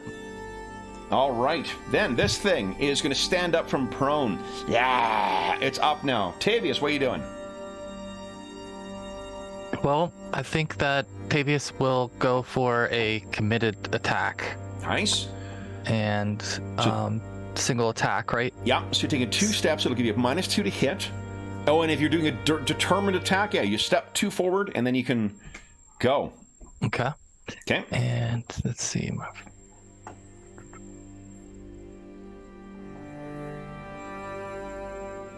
Oh! Oh, that's your parry. No, you roll. That's under defenses you rolled. So fortunately, you're right. that does not count. Well. Oh my! Holy hell! That'll be it. All right. So let's see. I believe we have a critical fail chart here too. Let's see. That's a chance in several thousand. Yeah, that's 2 triple critical miss. Would you give us a 3d6 roll, please, Tavius? That is a 12. Critical miss. The weapon turns in your hand. You must take an extra ready maneuver before you can use it again. So maybe you try to stab at this thing, and it just catches on that sawhorse there, and kind of like goes, okay, fuck. So you're gonna need to spend 1 second to try and kind of get this thing back in your hand properly. Edgel, what are you doing? I'm actually going to use my time just to do my spell as well. Nice. I guess I can move forward 1, and I will do the same Yep. spell again Okay. on myself. Beautiful. Okay. You've got your defenses up on you. I'll put a little... How much did you spend for yourself? Just 1. Just the one yeah, again? I spent 2 to get 1 as well. Okay. So, oops, wrong button. Wrong button, Madison. Let's see. Oh, there it is. Okay. Then it is this thing's turn. All right, so Tavius, you can't parry with that. This thing is going to step forward and try and get you. So let's see. Just so you can see behind the screen here, it's just using a claw. So I have a 14 or less. Try and hit you. And that's a 9, so it did hit. Yay!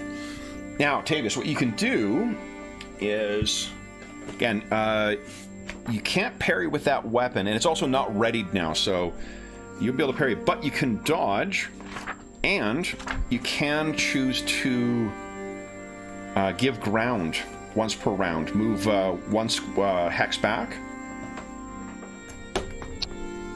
and that'll give you a +3 to your dodge. Would you like to dodge? I would like to dodge. Okay. Yeah. So then that'll give you +3 to give ground, and you're going to get +1, so +4 total. +4. Okay.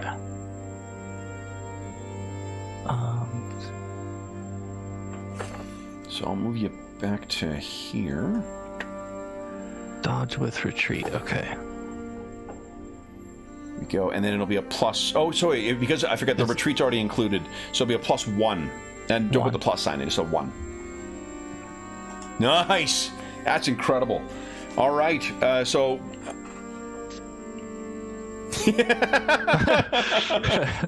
Doesn't that make you feel special? All right, that is it for you. Then it is Tavius's turn. So Tavius, what are you doing? Okay. Let's see. I'm gonna do another actually committed attack. Well, remember, you need to spend a ready action to get your... Because of that that's crit right. fill. Yeah. So I'm gonna ready my sword. Okay, and ready does allow you a step as well. Ready, step. Okay. Oh, try and keep yourself on the hexstone. Oh, okay. Is it not snapping to them, or are you holding down? Let's see if it does. Oh, it did. Okay. Okay. It also must drop them on the connectors pretty evenly too. For some reason, it did. Oh, that's weird. Yeah, because normally it's only when you're hitting what is it, Alt or Shift, that you can move it off of the squares, but that's weird. Weird. All right. So anyway, so Tavius, you move yourself in. You got your thing ready. Edgel, what are you doing?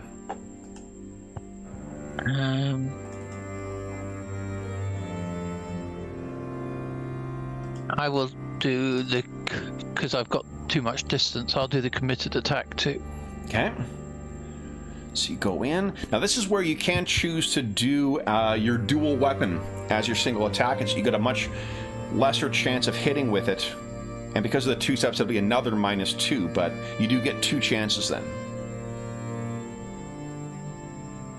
Yeah, then I only got a 7 to hit. That's pretty hopeless. I'll just go in with a 1 hit. Okay. Yeah, that two hit thing. So yeah, it's tough. You kind of have to make it with certain maneuvers to make it worthwhile. So then go ahead do and that with -2. Yeah, -2, correct. Well, not ×2. Okay, let's go with -2. Let's see. Look at that, though. Good. Solid hit. Solid. I could have done it with a 7.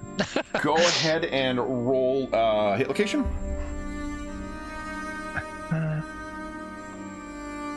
Now let me just see what's that. I was just trying to see if there was a. a Oh, like an location. option? Yeah, There's still let me not see a here. location. Like there must be under. Let's see here.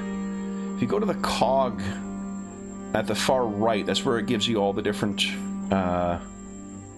options. Let's see here. Sheet options.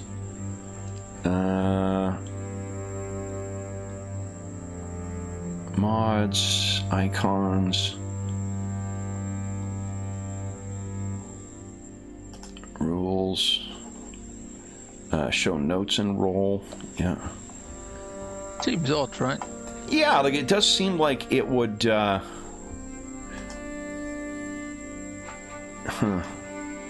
got my hit locations, but Yeah.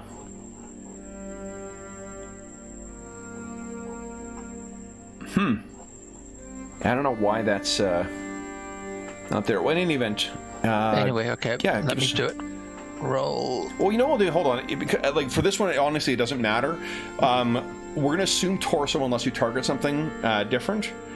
So, because I think 12 is to the torso anyway. Let's see here. 12's left arm. I stand corrected. All right. So 8 cutting. It says DR2. That is 6 to the arm, which is enough to cripple the arm. So you. Let's see here. Yeah. This one, because it's not flesh, it's unliving, it doesn't take the same multipliers. This does take, it is brutal skeleton though, so it would take more damage from that amp, but because you move there, there is something stirring in that bottom corner. So that thing is pulling itself, the one to the bottom left there is pulling itself up to its height. This thing, because it's a skelly, does not suffer any penalty from stun. It is going to turn and, with its good arm, is going to try and get you, Edgel. Okay. 12 is a hit. Lashes out at you. Would you like to defend? Yeah, how do I parry? So parrying is, let's see here. You have, yeah, you got both weapons out, right? Yeah, I've got both weapons, so I can parry with the second. So go to the defenses tab on the combat tab. Oh, yes. Yep. Okay. And just click on one of your axes. And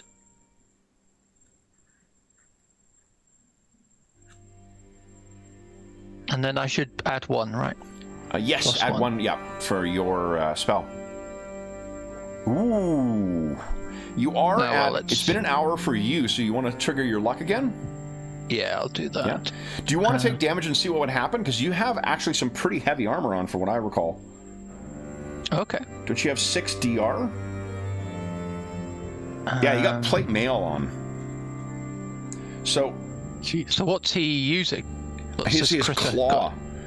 Oh, So okay, let me let's tell you take what a his claw. chance. Yeah, his claw does 2 points of damage. Well, let's give indeed, let's Save your luck for armor. Yeah, exactly. All right, so this thing, yeah, like there is an advantage to wearing the heavy armor. You are going to be hit, you're a little slower or whatnot, but like that's going to be hard for them. They need a called shot in order to kind of get through your armor, or they need to knock you prone and then go for, you know, your squishy bits. But this thing does not know that. It lashes out at you and it batters off of your armor. You take no damage whatsoever. Tavius, what are you doing? Tavius will do a determined attack and or committed attack. Okay. Yeah. And let's see. Melee. So it's 2. 14. Okay, that is a solid hit. Go ahead and roll damage. These things are not defending. Actually, let me check. I've got... Yes, here we go. Unleaving modifiers.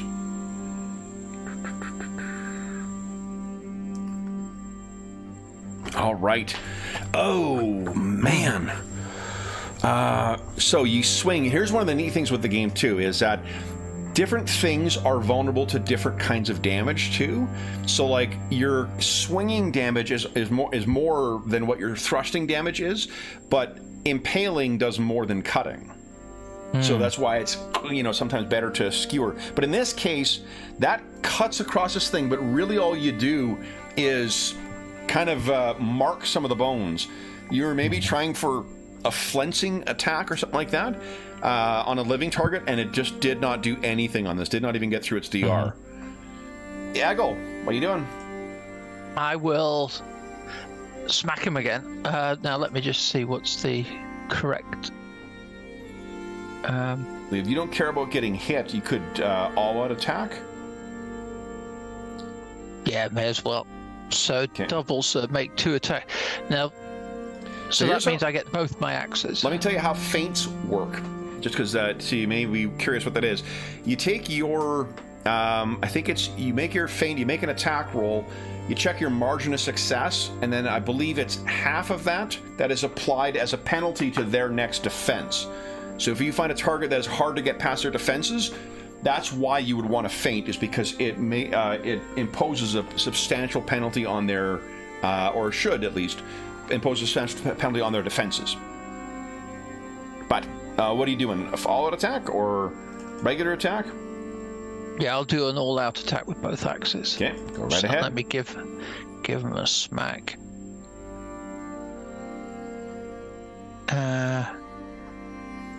Now that's damage, isn't it? That is, solid hit. Go ahead and roll damage. That is 7. All right. Now,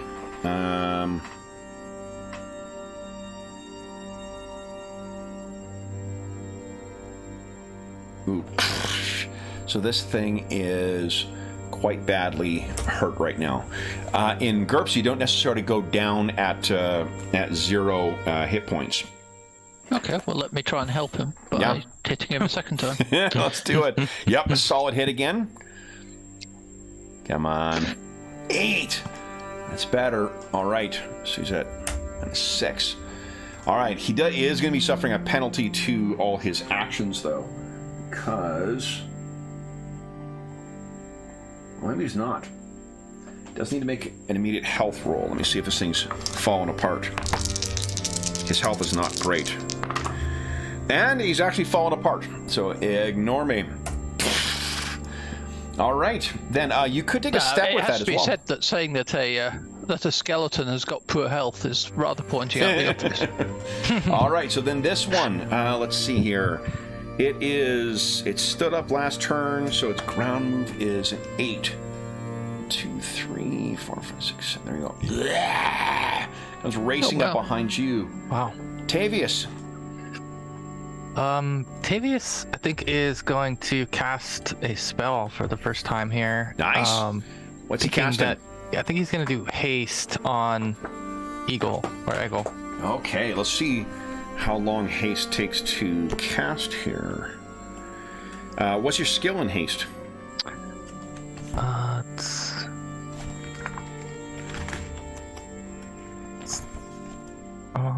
see, what does it say? So haste does take 2 seconds to cast.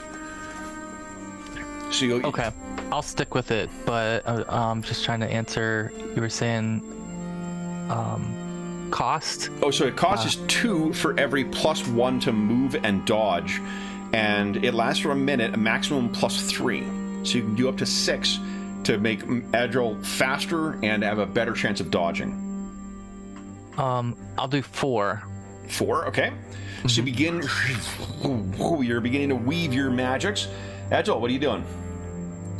I will turn round and do what seems to be working well. Okay. And clock him twice. All out attack, okay. Yep. Boom, boom. Let's see. Yeah. Solid hit. Go ahead and roll damage. 8 cutting. Holy smokes. I will roll a hit location because that actually might... oh no, it would be a major wound, which is not. They're unliving. These guys break the rules. Holy smokes. By that I mean let me make a health roll for it. Yeah, okay, so Agile, what does it look like as you just fucking destroy this thing? Yep, slash across one shoulder and then the other one right down through the skull, and that's it. Good night. Okay, I'll put this on the GM layer so it's not taking up Collapse in time. the heat.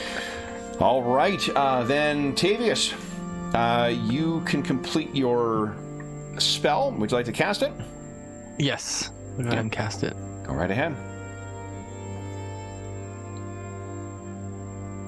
Critical success. Now, hold on. I think. Let's see here. There's never an energy cost when you get a critical success on the spell, so it costs you nothing. Oh, That's wow. awesome.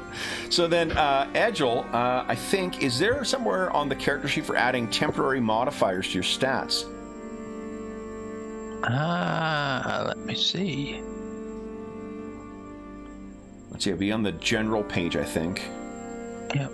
Oh yeah, there seems to be a mod. Yep. Mod, awesome. Okay, so your mod is a +2 to your move. +2 to my move. Where's my move gone? Here's my move. +2 to my move. Yep. And +2 to your dodge. Oh, cool. Oh, that's quite cool. Okay. Where's dodge? Oh yeah, there's my dodge. 2. All right. Now, this lasts for a minute, which means 60 rounds, which is why I'm bothering to keep this going. Then, and Tavius, what does it look like as you, it's only, again, like under your breath kind of words and a gesture, and then this thing manifests, but do we see anything else when the magic comes to, to effect? Yeah, I think there's almost like a swirl in the snow around him, just briefly, and as that happens, and it settles, he feels the effects. Nice. Okay, so yeah, you're Nice definitely a little more fleet of foot here now, Edgel. So Thank you. You're up next. What would you like to do? So with that, then pointing it out. So my move is 6 now. So let's move forward. Okay. 1, 2.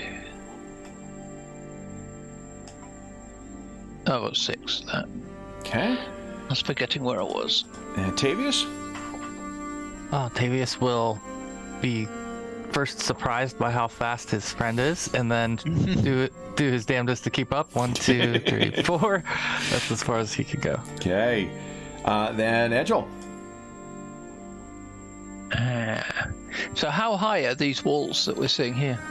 These ones right here are probably about 4 feet. So for you, probably like near eye level or something like that. But they're so busted and old, like you could probably break your way through them quite handily. It's worth saying, for your stats, if you want to judge how tough you are, 10 is the human average. And having any amount over, like even a 13 is an impressively strong individual. Okay. So Okay, so 13's pretty good. yeah. Where would you like to go next, Edgel? Just planning this.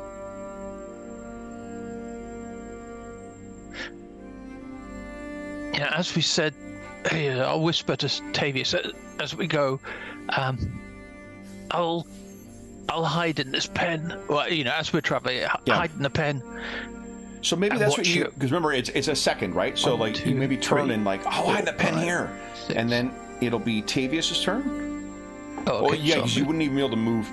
It is like you get to do a lot less in GURPS, but if you keep they cycle through a lot faster. So Okay. if you because think of how long it takes to turn and say I'm gonna wait in here, that's probably a second. So Tavius would have had a chance to run up then, and then it would be your turn again. Then you go to the hut. I'm on it. Okay, so then Edgel, go ahead and move yourself again. You're still at 6. Okay, and then Tavius. So Tavius will work his way around this. 2, 3, 4. Okay, and that is when you see something stirring from outside the hut. Let me move it back into the initiative order here. GM's lair. Token lair. Put me back here. Okay. That would have been on its... Yeah, Edgel, you would have been able to act first before that. I'm not sure this sneaking up's working anyway, so... No one seems to be stirring from that big longhouse. Like, I'm assuming you guys are keeping an eye on that longhouse to see whether, anyone is stirring from within. Okay, so you moved yourself over there. All right, so then this... So I think this thing would have stirred, actually, like, you wouldn't have known this was coming, Edgel. Just because it's coming out on the 8. I put it out too early, so you would have been in here and then making your decision of where you were going to go. And then it would have started moving up. Does that make sense? Okay. Yeah, so like what I'm saying, you would have been in here still, and then you would have had your action, and then this thing would have stirred. Oh, okay. Yeah, so I wasn't. I jumped the gun a little bit on that. I forgot where it was in the initiative order. So where would you go? You would have had one action to move in here. Where were you planning on going before? Were you trying to like sneak? I was going to go there. Okay. Yeah. So that's when this thing stirs, and then Tavius. Hold on, you may have something waiting for you as well. Edgel, let me just take a look here. These have a kind of radius where they trigger. So something is stirring near you too, Edgel. Sorry, Tavius, what are you doing? Ooh. Tavius is gonna step forward. Oops, 1, 2, Okay. 3. Okay. Then, yeah, because it's still not... It has just kind of poked its head up. It hasn't stood up yet. Edgel, what are you doing?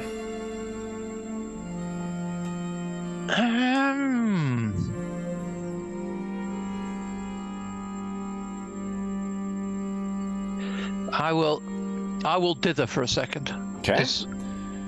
And it is the appropriate thing to say. These things. So this one is shambling up to... both of them are shambling up to their feet. They're not attacking yet. Tavius, what are you doing? Tavius won't be so kind. He will swing at this. Actually, thrust at it. Okay. To try a thrust attack. Thrust generally does more damage against flesh. You have seen those so far. If you have anything that does crushing, that'll be pretty effective against this. I guess only a punch or it looks like punch or a kick I could do as crushing. Let's try a kick. Okay. And no.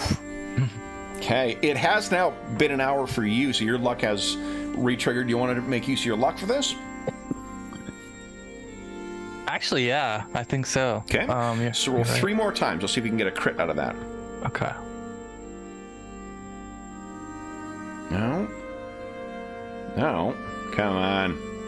There you go. Hot damn. Go ahead and roll damage for your kick. Okay.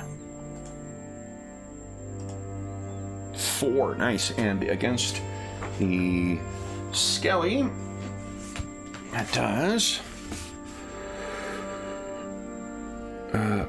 double damage. So, there we go.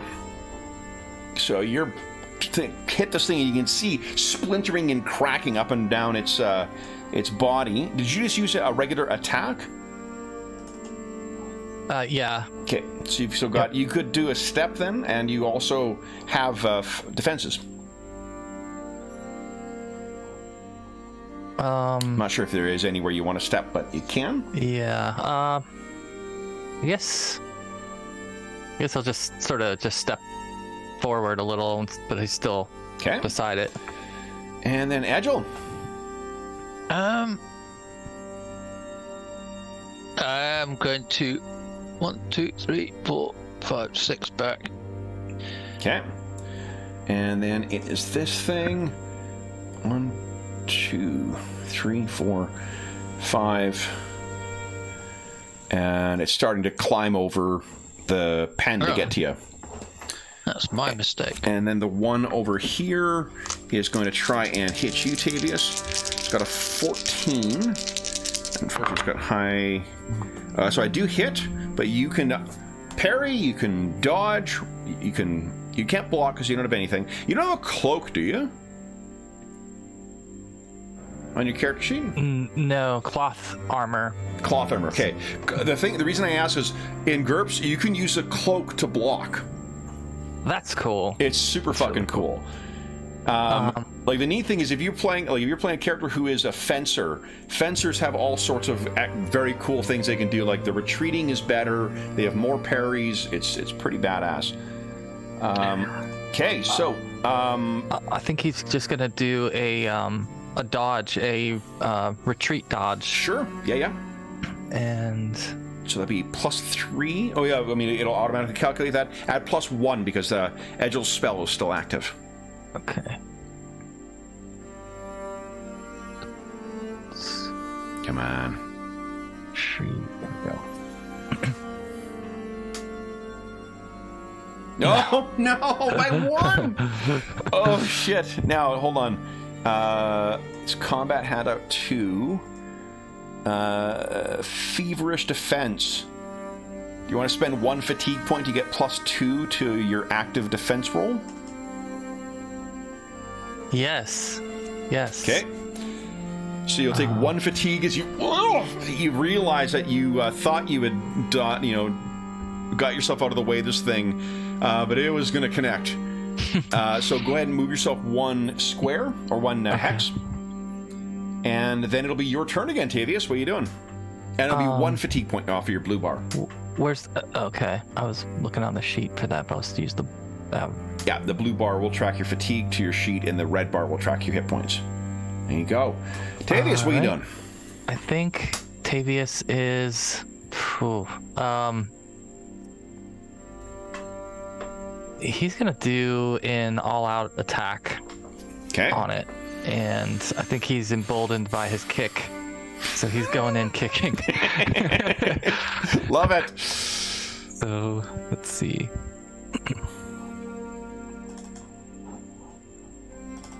And is this 1 also?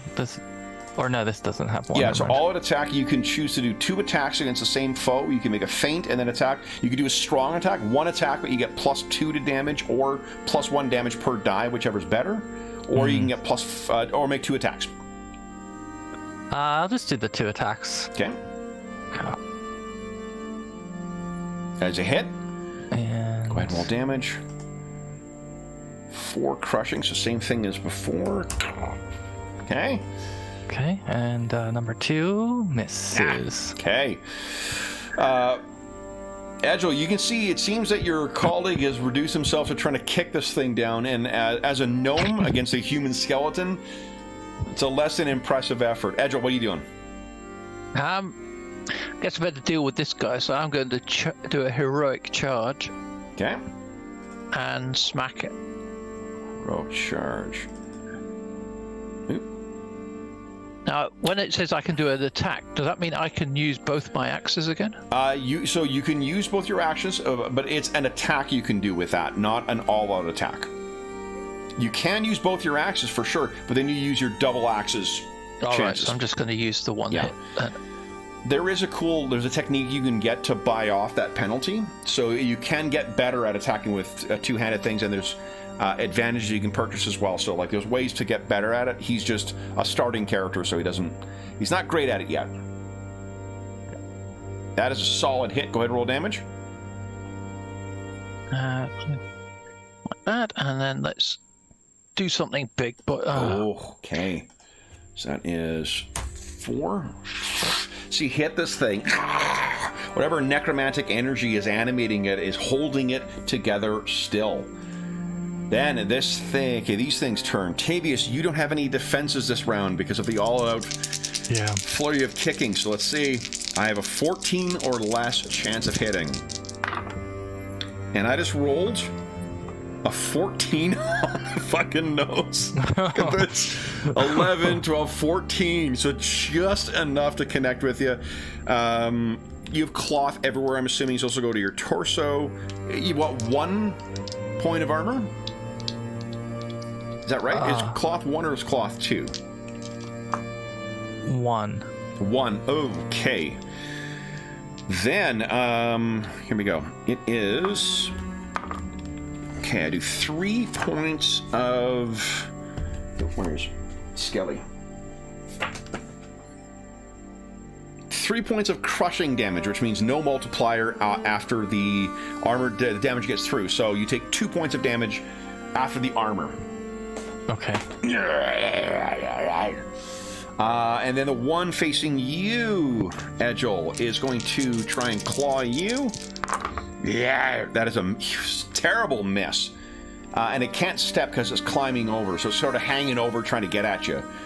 Tavius, you're up next. What are you doing? You have a penalty to dex skills and intelligence skills of -2 because of your shock. But only for this round. It'll go away after this round. Okay. I think then he really wants to hit this thing. He's going to do a determined attack. Okay. And so, yeah, he is just staying with the kick because he saw what it did. Okay. And you're doing strong. Let's see, are there any other... remember, you can also, a mighty blow, you can spend 1 fatigue to add +2 to damage. Ooh, yeah, well, yeah, I think so. Okay. Yeah. All right, so this is gonna be strong, so it's a 1. Is So that right? +3 to damage, and yeah, 1 attack, and you'll have +3 to damage on a hit. Okay. Come on. Oh, nice! Go ahead and roll damage, it'll be +3. Okay. So that's 6. You know what? We forgot to apply your shock penalty, but it still would be a hit. Oh, okay. Yeah. Okay. Okay, but that is, so 3 plus 3 is 6. So that means 4 gets through. It means I have to make a health check. Let's see. Let's see. That is a fail.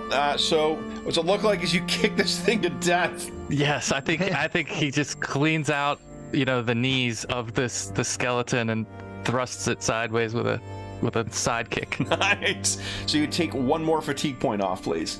Okay. And then you could step if you'd like as well. And then Edgel. Edgel is going to smack this with both axes this time. Okay. Most disappointed that the first one didn't. This is all out this time? Yep. Okay. Solid hit. Go ahead and roll damage. Holy smokes. I have to make a health check, which I passed. It's still up.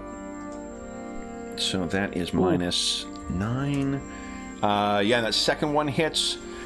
Let's make another health check here. That is a critical fail. So you basically break this thing into bits over the fence. All right, so let's place them. I'm going to leave them on the tracker for now because there's probably more out there. You could likewise take a step, Edgel, if you like. I'll just use my axe to brush the bits off so I can see over the fence properly. Okay. Then, Tavius, what are you doing? I'm gonna continue towards the shack. 2, Okay. 3, 4. All right, and then Edgel. I'm staying where I am. Okay. I'm peering over, I'm observing to see if there's any movement, particularly from the longhouse. Okay. Go ahead and give us an observation check.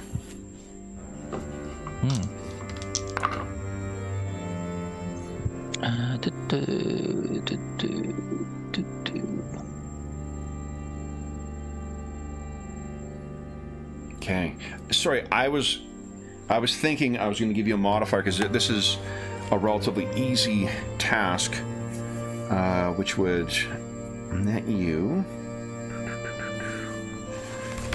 Where's it here? Ease of task. I tell you guys, I purchased sometime last year. I'd known they were coming out, and I sort of saw them at a Noble Knight in their inventory. There's this limited edition slipcase of GURPS 4th edition.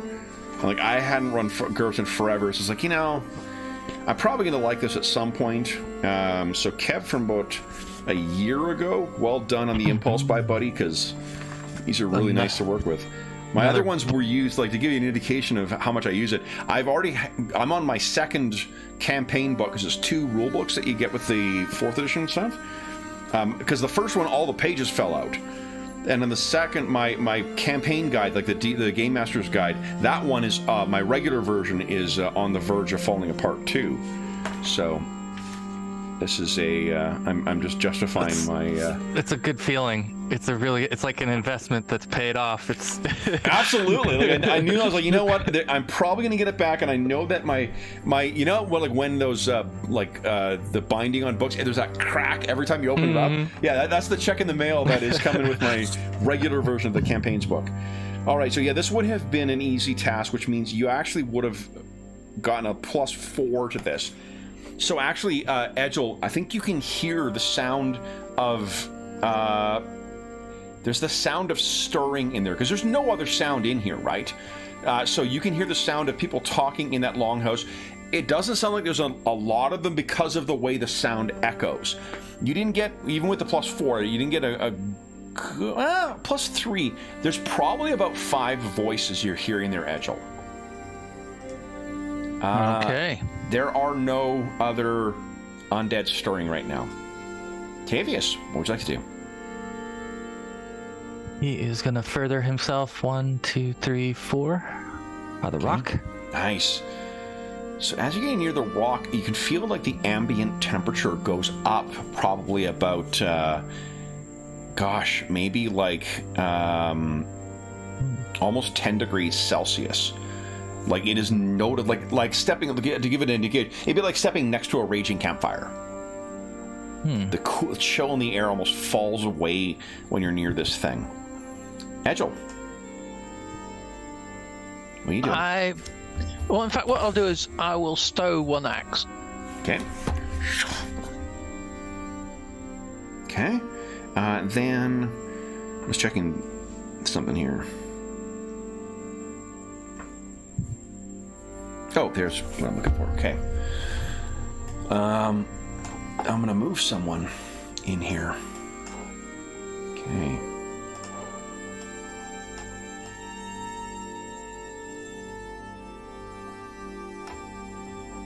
Okay. Then it is... Oh, I was checking something else here. There we go.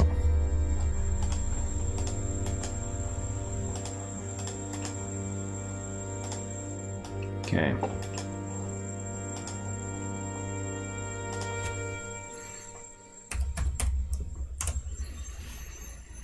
All right. Sorry, Edgel. I'm sorry. What were you doing? Were you moving, or were you? I was stowing an axe. I was stowing one of my axes. Yes. Sorry. Okay. Then it is.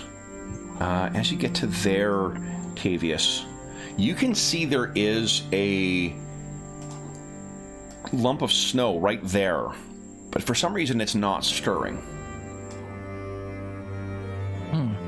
Okay. It's a dead corpse. What are you doing? All right, I'm gonna. I'd like to move stealthily forward. Am I able to move my full 4? Okay. Let's see here. I think let's just double check here. It's probably half move, but usually GURPS is one of those games like Rollmaster where there's more often than not a rule for whatever we're looking at. So it's worth looking. Okay, here we go. Stealth.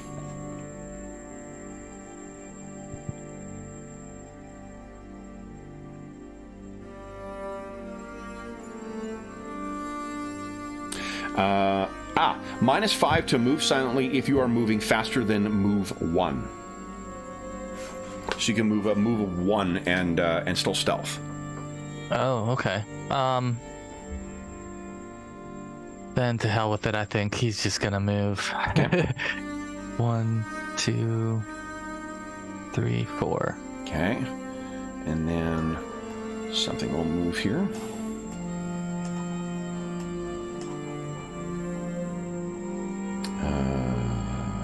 Here we go.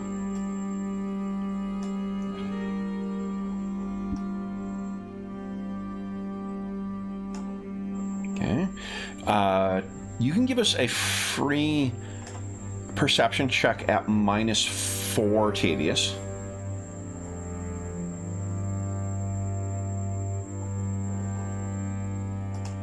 Nice. All right, Tavius, you can hear the sounds of footsteps in that longhouse. There's someone walking across the boards in there, moving their way towards the entrance. Edgel, because of your observation, because you were paying attention to this, you can hear this as well. Okay. Edgel, what are you doing? I'm drawing my throwing axe. Okay. Throwing axes out. Then, nothing arises. Tavius, what are you doing?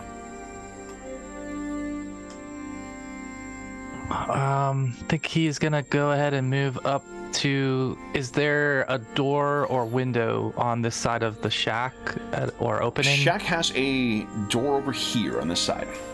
Okay. He will move that way. I don't know. For some reason, he's moved in between the axes again. Yeah, 1, 2, 3, 4. He's very small, so he fits in a lot of places. All right. Then it is something else. So I think they're going to move out now, so I might as well add them to the turn order here. Let me do this here. Come here. Oh. There we go. All right. I believe the Old Norse word for this is bandito. I should say that my Old Norse is not great. Okay, so that we're going to move towards. Someone throws the door open, and they're starting to step out, trying to figure out what the hell's going on. 2, 2, 2. All right. Edgel, what are you doing?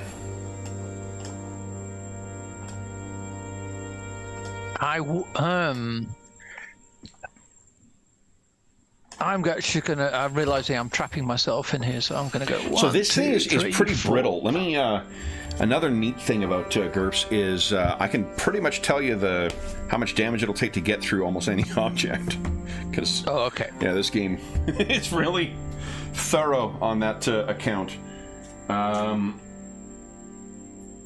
I think it'll probably only take you 5 points of damage, and it'll take one. It'll treat cutting damage as if it's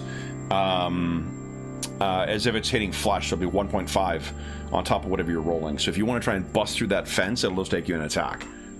I'll do the attack then. Just go ahead and roll damage. Just rolled it. Yeah. You reckon I can hit it?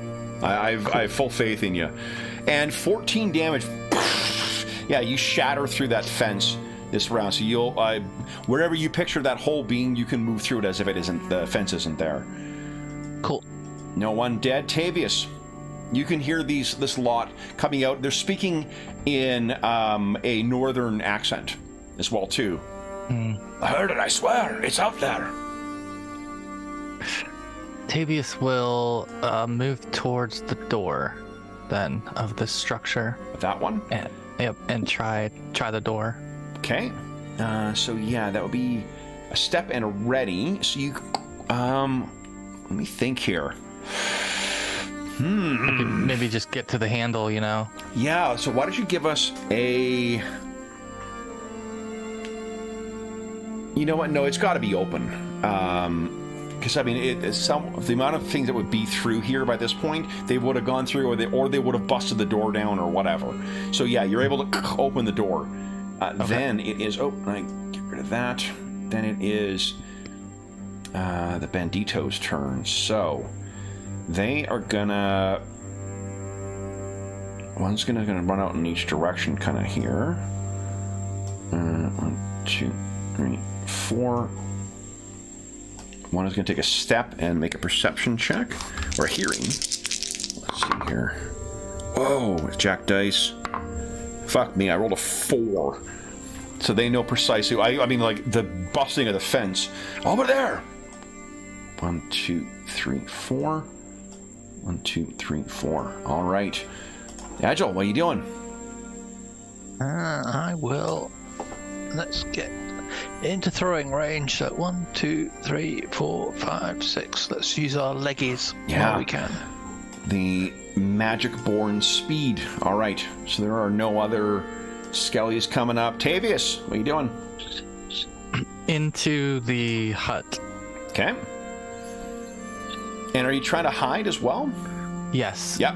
So give us a stealth check. Yeah, if you're only moving one. Yeah, I don't know where the door is, but I'm just moving them up one. You can picture like right there. Okay. You know what Pro DM would have done is loaded the version of the map that has the interior in it. You guys are stuck with a bush league though, so.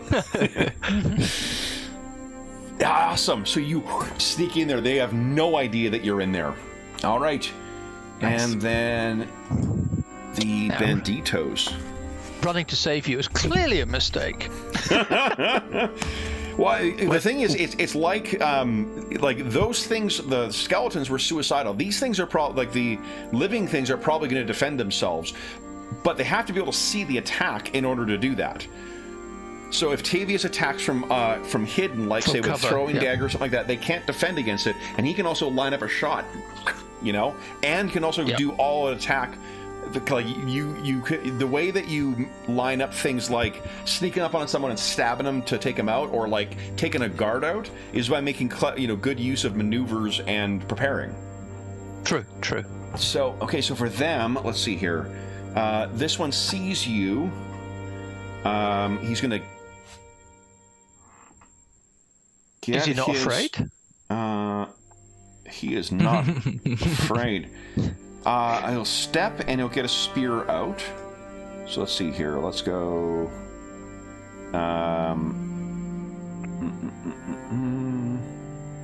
Snail a spear. Step and blue for bow. 1. Blue for bow. This guy's just gonna run over. 1, 2, 3, 4. Because he's not sure what the hell's going on. This guy is gonna ready an axe. And then it'll be ochre for axe. And that is it for them. Edgel, what are you doing?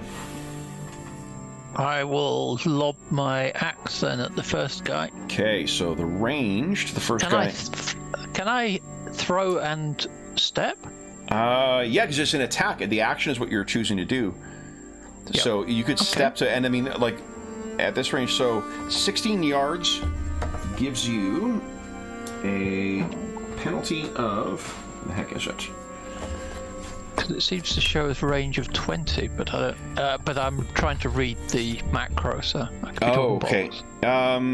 So that would be a minus. The range of your weapon tells you what the range of the stuff is, but the penalty to your attack roll is based on the range itself, not like an increment. It's not like D&D where it's like as long as you're within 100, it's no penalty, and then 200 is -1. Gotcha. Yeah, the range penalty always applies, and in this case, 16 would give you a minus. I'm trying to remember how this works here. To 1 to. Yeah, it'd be -6. Oof. You'll get closer. Do you want to try and aim? What's the accuracy of your throwing axe? The ACC. My ACC 2. Okay, so if you spend a round aiming, or a second aiming, that'll give +2 to your roll. So that would at least reduce the penalty by 2. I guess I'll do that because 6 isn't going to do squat. Okay, so you're starting to line up your shot, and then remember, if you did an all-out attack with range, that gives +1 to hit for determined. That stacks with the aiming, and then I think aiming allows you can aim a total of I think it's 3 rounds.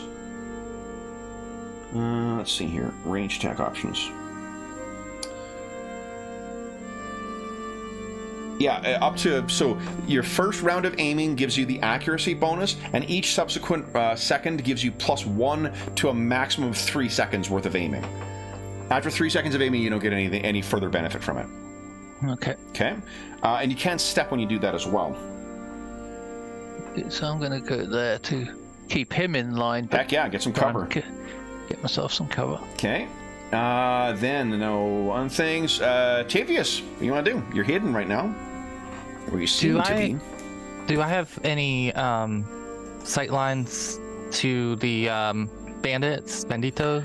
I'm assuming you're kind of poking your head around the corner. So basically, anyone, if you can draw a line from yourself to anyone here, you can see them. Okay. That dude's got a spear and he's 10 yards away. 10 yards is -4. -4. Okay.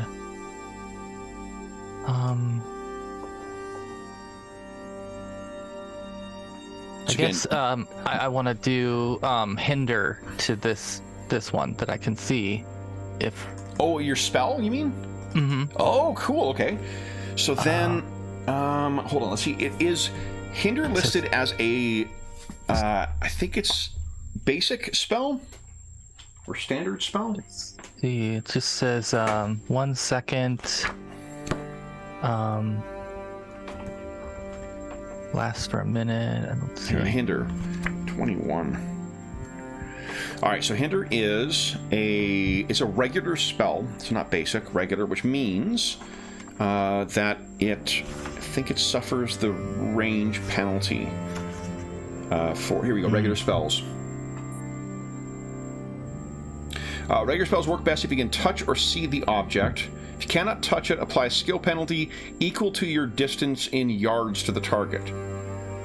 Oosh, so that's -10. -10. Oh Yeah. my. Oh, okay. For hinder. Jeez.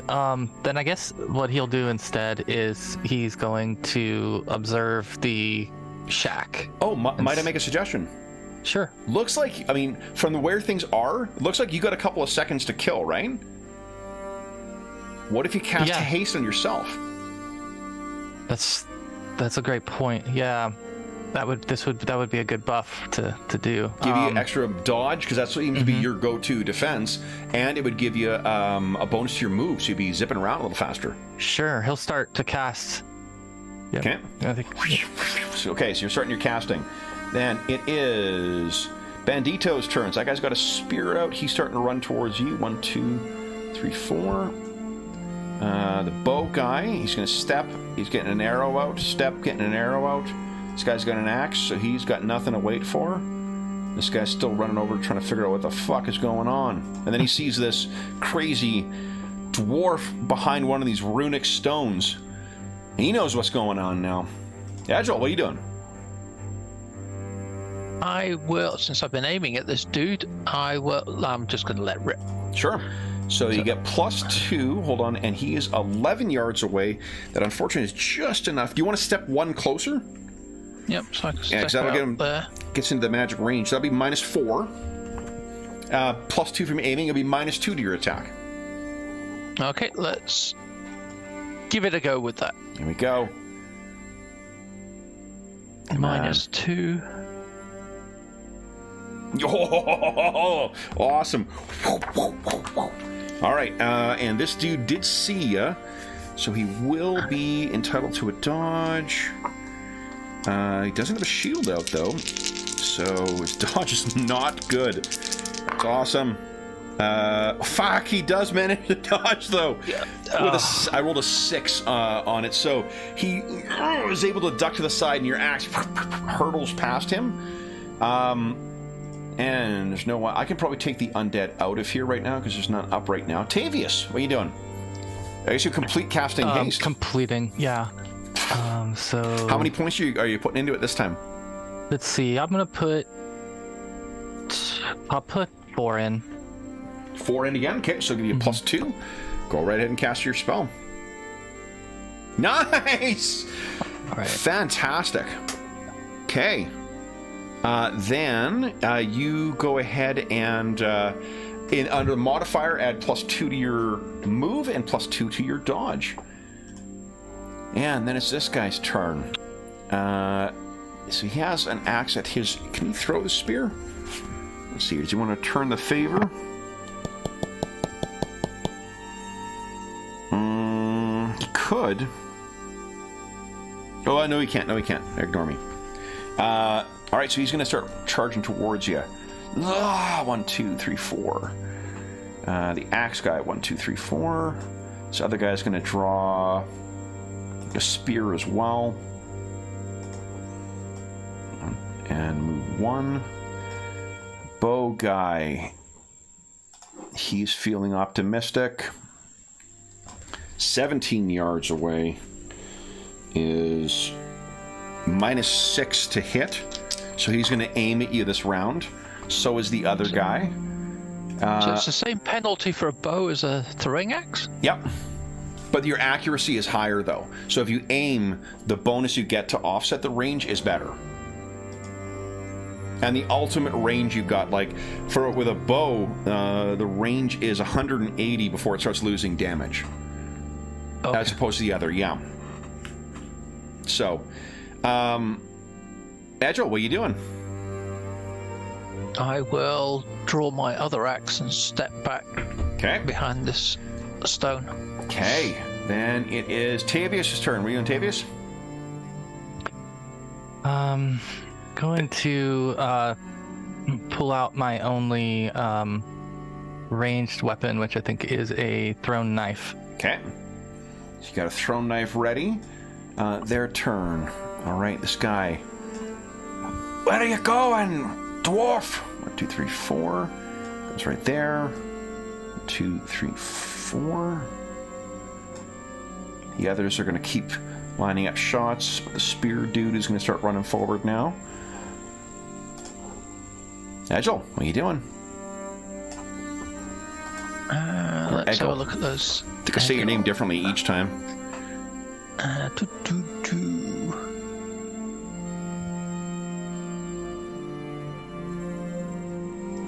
And then this is apologies. I should have.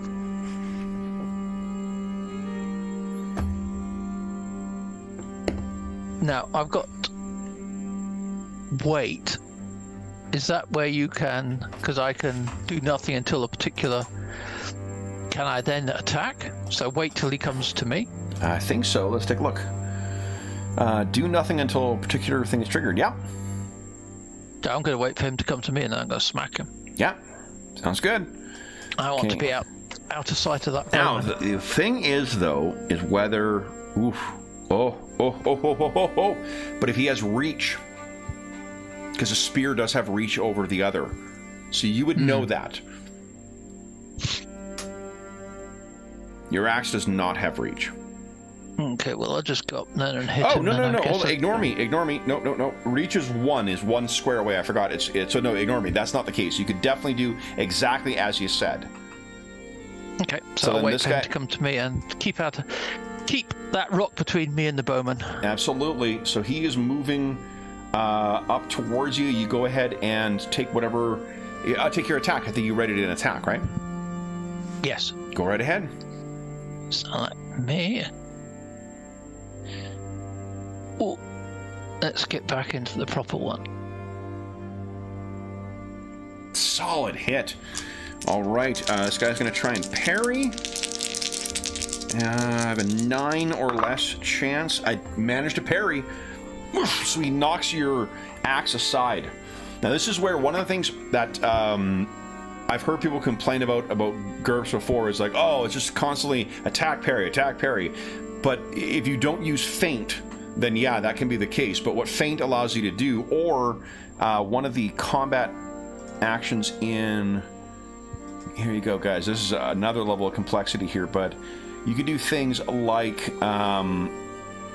where is it here? Deceptive attack. Take -2 to hit, and then the target gets -1 to its active defenses. Remember, defenses are always lower than what your attacks are, so the trade-off is better than it sounds. You can also do rapid strikes, 2 attacks at -6 each.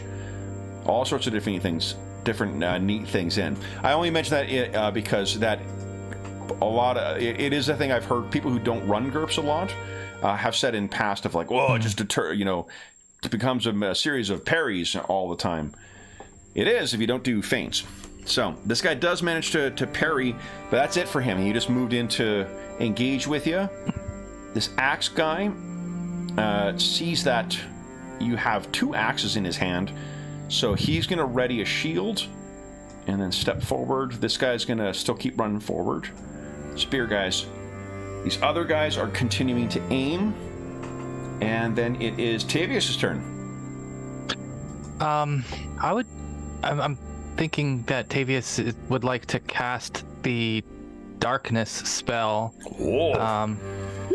And from what I can't ascertain the area.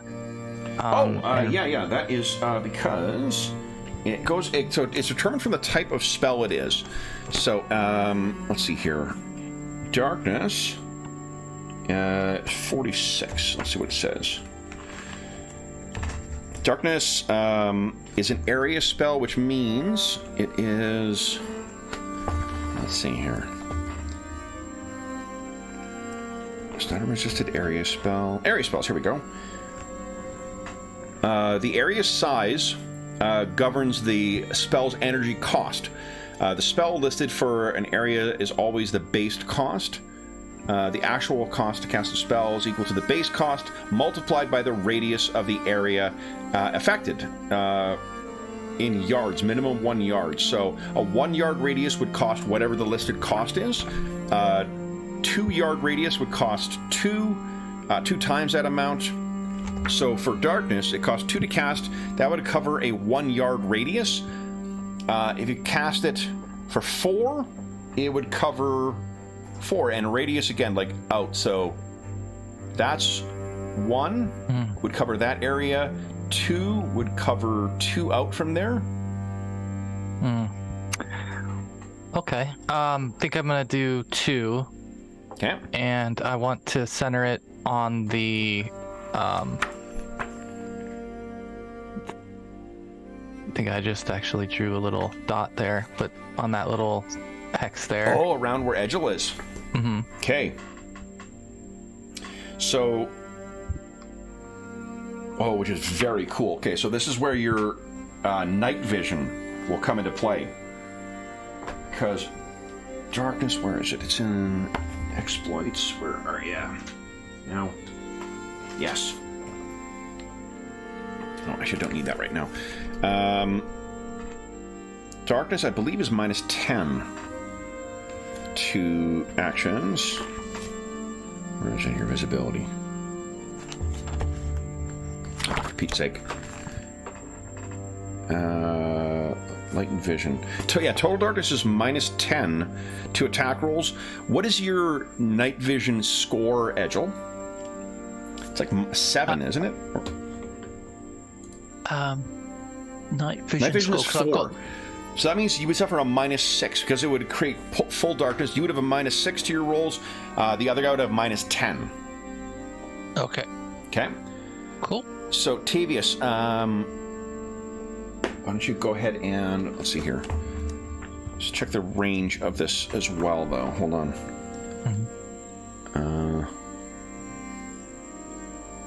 They otherwise work like regular spells. So, how far away is that right now? 9. Yeah. So it'd be minus 9 to your cast.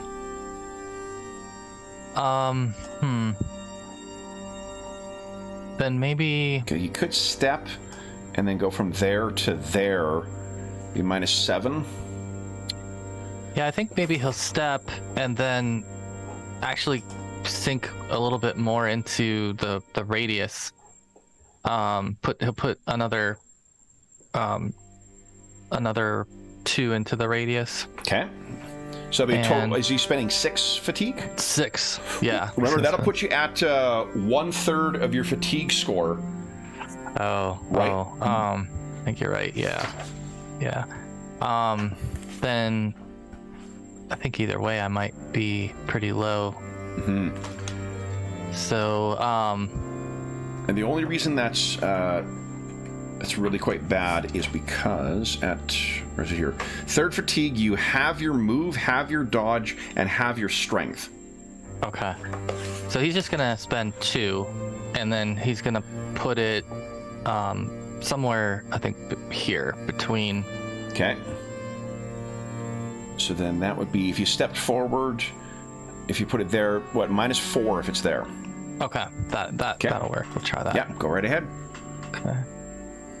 And let's see.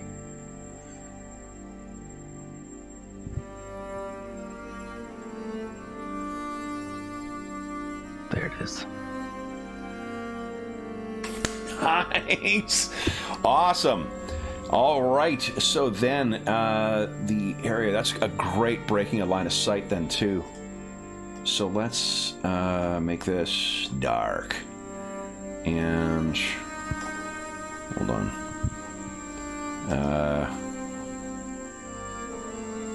Yeah, I think this is free draw. So I'm sorry, you were gonna step forward, then it's 1, 2, 3, 4, so it'll be here. What was the radius of it? I only put 2 points in. 2 points in, okay, so it'll be a yeah. radius of 1, so that'll be this area here. That looks like an apple. You guys can see that? Mm-hmm. Okay, so that would also block line of sight. What does it look like as this darkness just suddenly appears there, Tavius? I feel like almost like an orb would raise up from the ground, and then expand, and then stop. Okay. Yeah. Awesome. All right, then it is their turn. I am going to make a will check for that one guy running forward, because that is kind of scary to have that suddenly go up. His will's not great, but I did succeed. So he staggers and stops, and then he's actually going to make a perception check to see if he can see where the heck you were. He sees you. And I'm going to let him step over here in your direction. This guy, let's see here, fails his will save, so he's going to stand. He's only going to move a step forward. And then the guy engaged with you, Edgel. He is going to try and just going to flat out try and stab you. Yeah. Okay. It's a hit. So I guess I'll try and parry him. Yeah, because you just did a regular attack line. Oh, you waited, so you do have a regular parry. Yep. So let me just go combat. Just parry. Come on. Oh, nice! Parry a weapon 3 times your weight. Roll for breakage. Love it. Okay, so you batter this spear aside. What you can tell is that this guy is a much less skilled warrior than what you are. Agile, you're up next. What are you doing? In fact, I'm just going to go for an all-out attack because I'm now. So I'm going to do 2 swings at him. Okay. As you say, if he's less skilled than me, let's see if we can just take him down. Mm-hmm. And there's that darkness getting in the way. Okay, that is a hit. And yeah, and if you can suck up one of his parries, the next parry is up -4. So you know what he'll do? Okay, first I'm gonna try and he'll try and parry this one. That is a fail. Go ahead and roll damage. 9. Holy shit. All right, so he only has 2 points of DR, which means 7 gets through times 1.5. That is 10. Why don't you roll hit location? Because he's going to suffer a major wound to something.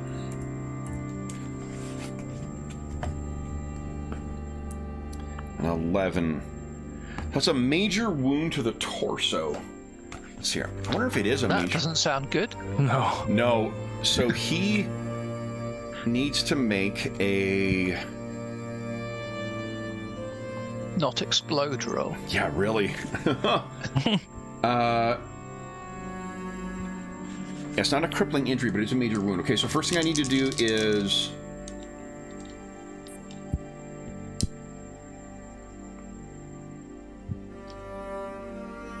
to the chest, it actually doesn't do anything. It's only when you hit to the skull or the vitals or the head.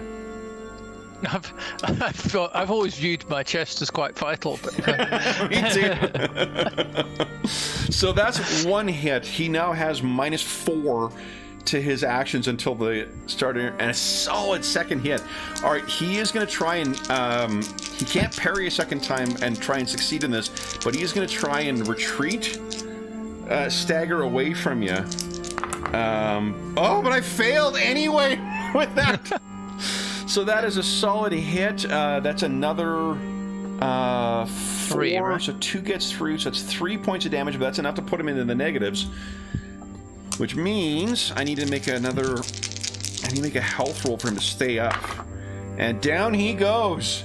Woohoo. So he is down and bleeding out. Oops. And he's sad. That's not the one I was looking for, though. And he drops his spear. All right.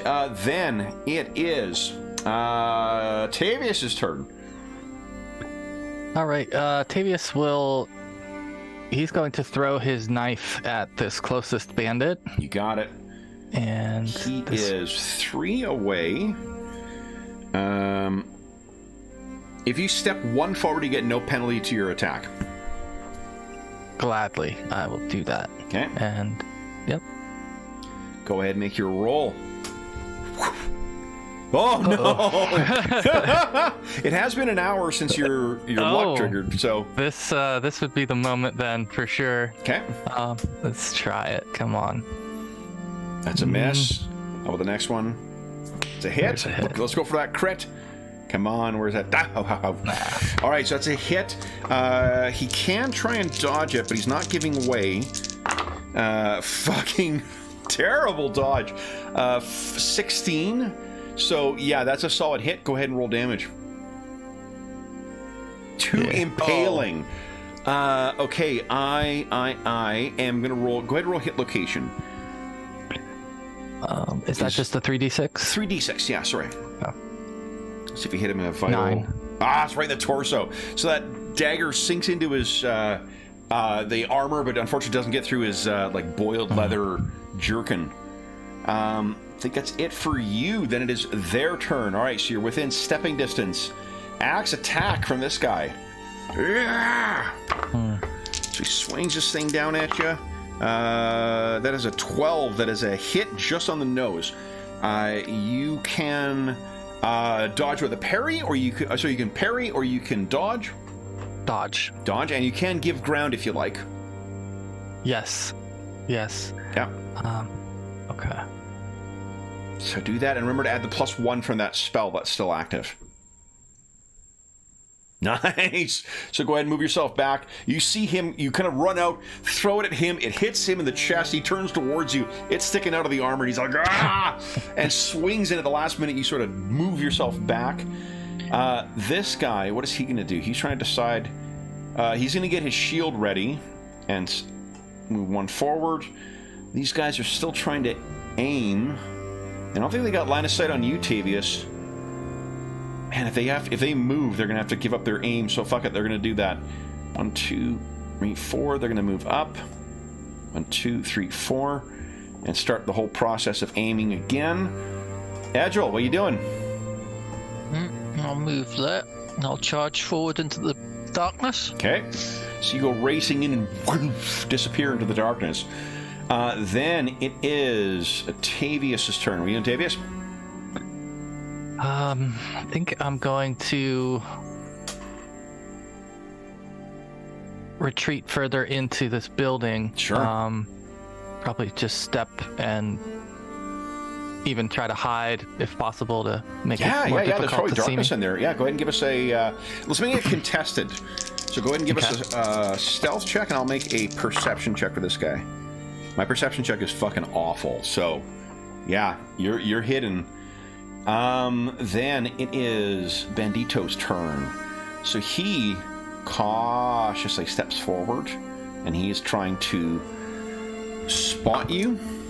He didn't realize that dwarf silently went running into there. So, Tavius, why don't you give us a stealth check again? We'll make this contested once again. I rolled a fail, so... Okay. He's at the edge there, kind of looking in. Come out, you coward! This guy saw Edgel go in there. He is going to ready in action. these guys... You know what's an interesting question is whether you need to aim at a target. Because I don't remember. I'm going to take a look look that up, because then I won't have to look it up again. I don't think I've ever had this come up where they can't see the target and you're waiting for him to come out. Aimed fire, here we go. 372. I'd have thought you'd have to aim at a person or at a spot, like Yeah, a doorway or something. I think so, but let's see here. Aim's under 364. Here we go. Okay. Aim. Full round maneuver to aim a target. You must choose a specific target. You can't aim at something you can't see or otherwise detect. So what they're doing is readying an action to fire at you when you come up, but they're not going to benefit from aiming. That's cool. That's interesting. All right. And like, to give context to, like, things like sniper rifles and shit like that have huge accuracy bonuses. And you can get other shit to jack it up. So, like, the benefit of aiming, because GURPS is a generic universal system, is supposed to be able to run anything. With modern weaponry, the accuracy bonus offsets whatever, massive range penalties you might get. So that is it for them. We got 2 waiting, 3 waiting, and that one guy is trying to suss out where you are, Tavius. Agile, what are you doing? Currently, you have a -6 to attack from the darkness, so you can see you can kind of see like a hazy form through the darkness out there. Okay, I'll move here and smack this guy.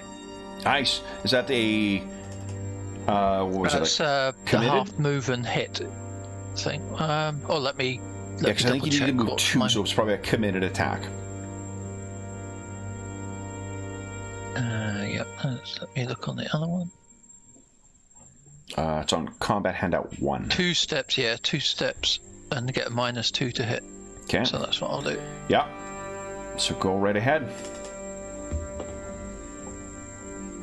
Oh, he had ready to... Sorry, he was waiting. No, that guy got his shield ready. That's what it was. Solid hit. Alright, so he can try and block now with his shield. And I can retreat and get +1 to the block. I think he'll do that. So I get +1 on my block. I've got a total of 12. And I rolled a 16, so go ahead and roll damage. His block is garbage. Alright. Come on, get us a big one. Oh! That's a huge hit!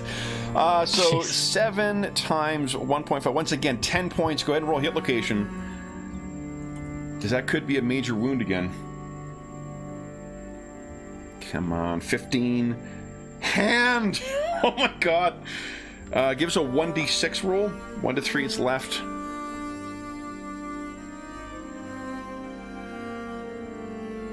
Left hand, so that'll be his weapon hand. If he's got that shield out. No, it'll be his shield hand. And hand is... Let's see here.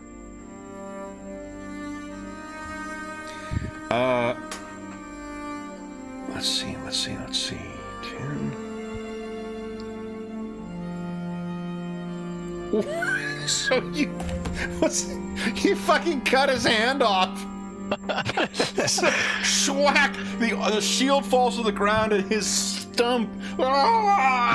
He cries out. I do need to make a stun check for him, which he succeeds, and a knockdown check. He succeeds in that too. This tough bugger is still up, albeit without a hand. Tavius, what are you doing? Oh, sorry, I've got 2 shots I get to make as well. Those guys did ready actions, but they are... Let's see here. That is 8. 8 away, okay. Is there any drawback from the... Minus... The handyman is in between? No. They're already getting a -4 from this. Let's see here. And you still can defend against it as well. So -4. God, I need an 8 or higher. Oh, 8 or less to hit you. That first one is a 9, a miss. Second one is a 15, a miss. So they wild shots at you, but both go sailing past. Then, Tavia, sorry, it's your turn now.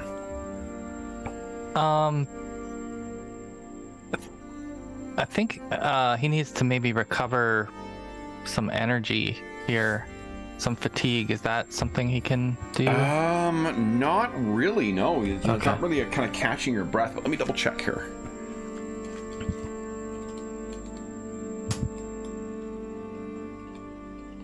Yeah, like your first, if you can stall for 5 minutes, I think you can get 1 point back. Oh, really? Oh, wow. Yeah. Okay. Here we go, recovering fatigue. Yeah, you need resting. There are fatigue potions, though, that are... Let's see here. I can't remember if you had one on your character sheet or not. No, I don't think so. No. Okay. Yeah, I think what I was thinking of doing was casting a portation on this bandit outside the door. Yeah. But I wasn't sure if the cost of that was going to put my fatigue into the critical zone. So it'll be 1/3 rounding up is your thing. So 4. Rounding down, 4 is your threshold. So at 4 I would suffer? At 4 is when you start suffering those penalties, yeah. Okay. So In that case, I think he will just have to draw his short sword and try to stay where he's at, hidden. apportation moves physical objects without touching them. What were you thinking of doing? I was thinking of sort of lifting him into the lifting air. him all together. Yeah. Oh, yeah, because it'd be like 4 points to do that, right? Yeah. Okay. So, yeah, your short sword is out. Then it is their turn. All right. I think this guy looks over his shoulder. He sees that the dwarf just cut off his buddy's hand. Ragnar! He goes racing over, try and get to you. They are going to reload. Bleeding guy. Now, he is for sure bleeding. So let's take a look at the bleeding rules, because if you cut off someone's hand, you should be able to benefit from the blood loss. Oh, good news, guys. I got rules for radiation. So, let's see here. Bleeding.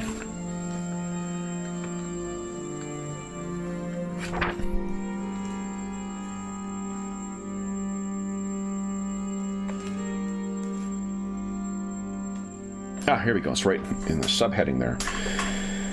At the end of every minute after being wounded. Okay, hold on. Oh, no, this is... Yeah, this is for sure going to bleed.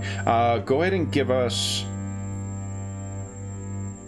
Oh, no, he needs to make a health check. Let's see how much he's bleeding. I failed, so I'm losing another point.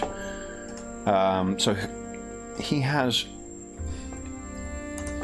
I think he's going to have to stagger back away from you.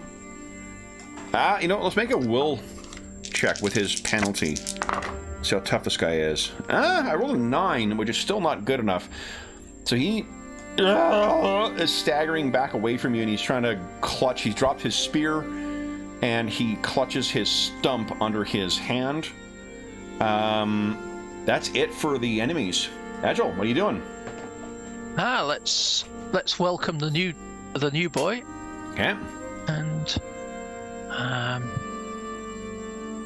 screw it, I'll go all out. Okay. It's a spirit. That is a solid hit. Now he's got his shield up, so let's see if he can block it. 15 is a miss again. My tendency to roll high does not do well in this. 7, so that's 5. That's 7 total. which is enough for a potential major wound. Go ahead and roll hit location.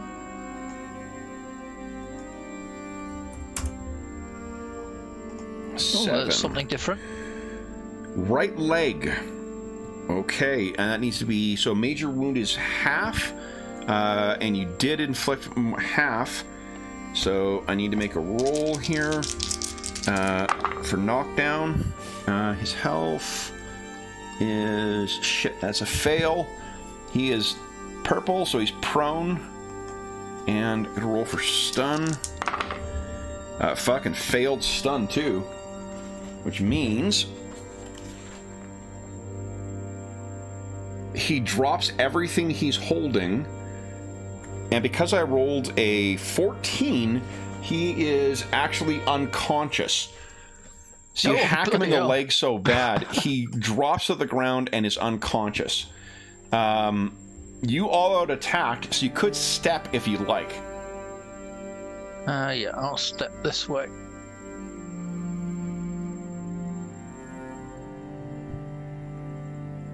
Yeah, go right ahead. No, actually, I'll step there. Go back in the... Oh, that's terrifying! All right. Then it is Tavius' turn. What are you doing, Tavius? I am going to head over towards the darkness as well. So Yep. 1, 2, 3, 4 there. Remember, you can move 6 because of your haste. Oh, 5. Even better. 6 Yeah. into the darkness. You're into the darkness. All right.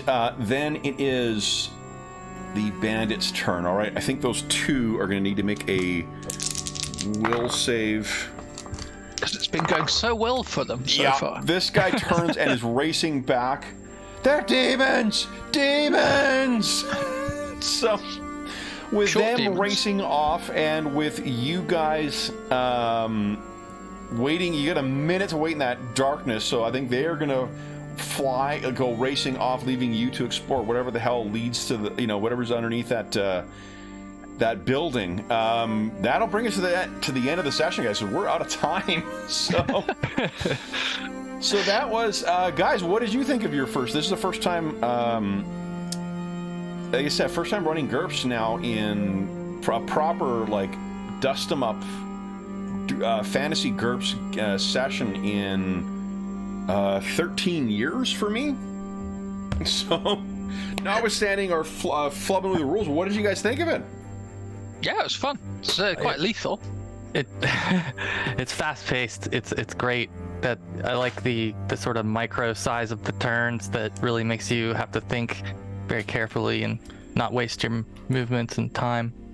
I've heard complaints in before about like, oh, it just takes so long to get through turns, and I'm like, what I've always been thinking is like, well, no, you don't have to. Like, if you're being snappy with your turns and people are ready and they're not humming and hawing over their turns the way that you do in some other RPGs, you could really get, like, the pace was moving really well here, where it felt like it was getting back to your turns pretty quickly. Oh yeah. Yeah, I thought so too. And I mean, I was still learning the sheet and going back and forth to the book, so it's amazing how fast that actually went. Yeah, for me flipping back and forth too, like having to reread a bunch of rules and remembering what, fatigue loss was and how major wounds worked and all, and I'm sure we fucked up a ton of, by we I mean I did, fucked up a ton of rules too, but it moved faster than I remember it going. And I don't know if it's because of the virtual tabletop. The second combat, I think, was a lot more interesting than the first one because of the battle mat. I think if you're going to be playing, because of the second by second thing, I mean, that's not difficult to judge because that first one was also just the first time you guys attacked. Yeah, and I mean, the targets that you were facing, the Skellies did not defend because I want to treat them as minions. The other guys, they didn't ever, like, one of the options you've got in the base set is that enemies, like minion kind of characters, like non-boss, they don't ever take the all-out attack because that gives you, like, they can take the +4 to hit chance and just give you, or they can feint and then attack.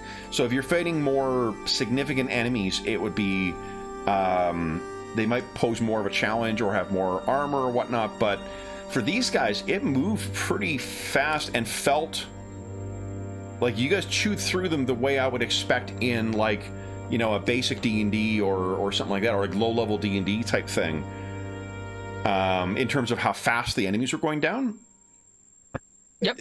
Eggle was not missing. He was all out on him with his hits. That helped a lot. Yeah. Well, and Yeah, it's...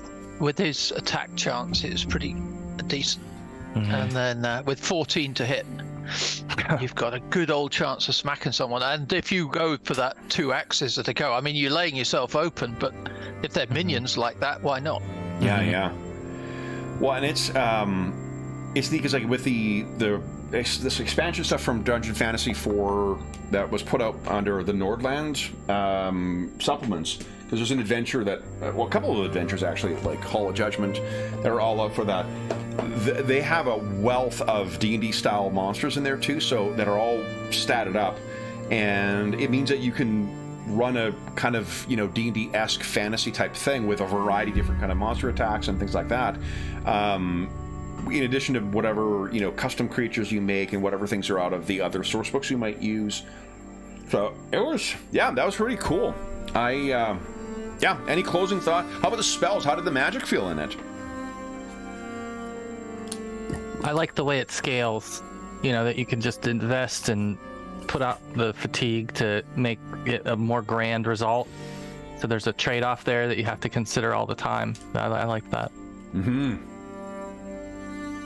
Yeah, exactly. It's good that, you know, you can put more into it. Yeah, and it's quite quick as well. You guys also weren't dedicated warriors too, so, you know, you didn't get to see, like, the folks. I think one of the other statted up characters we had for this I think he's got a 16 or 17 in his score. Jeez. Yeah, which, and like, really, it's not, you don't use that necessarily to just attack. You'd use that to do, like, deceptive attacks, or to feint and then attack, or use a combination of those things, so that you're getting what do you call it? You're imposing penalties on their defensive rolls, so that even if they do have defenses, those are going to get smaller, and the further you push the number they're rolling against away from that middle point, the much harder it is. Because if you can push it down to a 7, they have the percentages listed on the GM screen, I think. Let's see here. I know it's in the rule book as well. But you're right, that drop off on the curve is quite bad. Oh yeah, so like if like your defenses, I think you guys were rolling around 13, like once you were having your retreats and whatnot, that gives you an 83% chance. But if you have, like, if you push them down to a 7, that's a 16% chance. So the difference between a 9 and a 7 is 37% with a 9 and 16% with a 7. 10 is a 50% chance. So those deceptive tactics can really invalidate the someone who's got defenses. Like shields give the shields those guys were using gave +2 to their defenses. So as long as they were up, they had a +2 to all of their active defenses, but as soon as you were able to break that down or cut their fucking hands off, then, yeah. But, cool. Well, guys, I will say, so yeah, thank you so much for giving this one a try. For those listening at home, the guys did not know we were playing this until about 15 minutes before we were scheduled to start. So I really appreciate you guys giving this a go and really showcasing all the things that the fantasy stuff can do. These were 150 point characters, just to give a benchmark. The characters you start with in Dungeon Fantasy are 250. And the characters you play in, like, horror games often are built with between 75 and 100. So your characters are, like, relatively powerful starting characters. And then you would gain, I think it's like 1 character point per session is the average, but yeah, that was great, and it really gives me an idea of if GURPS is going to be one of the options for the games in in our next charity session. So I'm much more confident that I can run a satisfying one-shot with some good combat in it, knowing sort of what we're capable of. And I also have a better idea of what I need to prep in terms of handouts and stuff like that to make, especially for the spellcasters, like having that information of what the spells are. One thing that's neat about GURPS is because there's this prerequisite system for selecting spells, by the time you get to, say, like Fireball, you have a whole bunch of other fire-related spells that you can do. So you have a lot of versatility as a character, but it does mean you have a lot of spells to keep track of. Yeah. You know, so, but in any event, for those listening at home, thank you so much for joining us for this impromptu GURPS session. I apologize for the kind of ramshackle or unprepared nature of it. It's just the nature of the way the session came together. We'll be back in 2 weeks' time with hopefully most of, if not the entire party for our Kingmaker campaign. But until then, if you have any comments, questions, or concerns regarding the session we played tonight or the game, please don't hesitate to leave a comment in the comment section down below, and I'll endeavor to reply in a timely fashion. There's also a link down below to the Dungeon Musings Discord server where all of us are active, and we have channels there dedicated to this game. Actually, we don't to GURPS, but to assorted games and to most games we run on the channel, as well as every campaign we run on the channel. There's also a ton of other great channels on the Discord server with very helpful and knowledgeable people, so feel free to join us over there. And yeah, there's a great community that has grown up over the past couple of years over there. There's also a link down below to our friends at Noble Knight Games. Noble Knight Games is the preeminent unionized retailer of hard-to-find and out-of-print RPGs in North America. I mentioned that they were the ones who I got my limited edition GURPS slipcase set from. If they do not have something in stock that is listed, you can often put it on a want list, and then they will send you an email when it comes in, let you know when you can come pick it up. And if you make a purchase of $10 or more through their website, be sure to enter the code SUMMERMUSER, all caps, all one word, and you will save yourself 10% on your purchase. There's also a link down below to something called Heroes Save Villages. That's a charity fundraising campaign we run on the channel. It benefits the SOS Children's Villages International Charity, a really amazing organization active in over 130 countries, benefiting over 80,000 orphaned and abandoned children, including ongoing relief efforts in Ukraine and the surrounding countries at the time of recording. All donations that go through that link go directly to SOS Children's Villages International. None of it goes to the channel or any other middleman, just goes to help out the kids who benefit from their services. And a small way of saying thank you: if you have donated $10 or more since June 1st, 2023, head on over to the Charity Initiatives channel on the Dungeon Musings Discord server, and you will be able to vote on the next charity session. The voting wraps up for the first leg tomorrow. Tomorrow, is it 26th or 27th?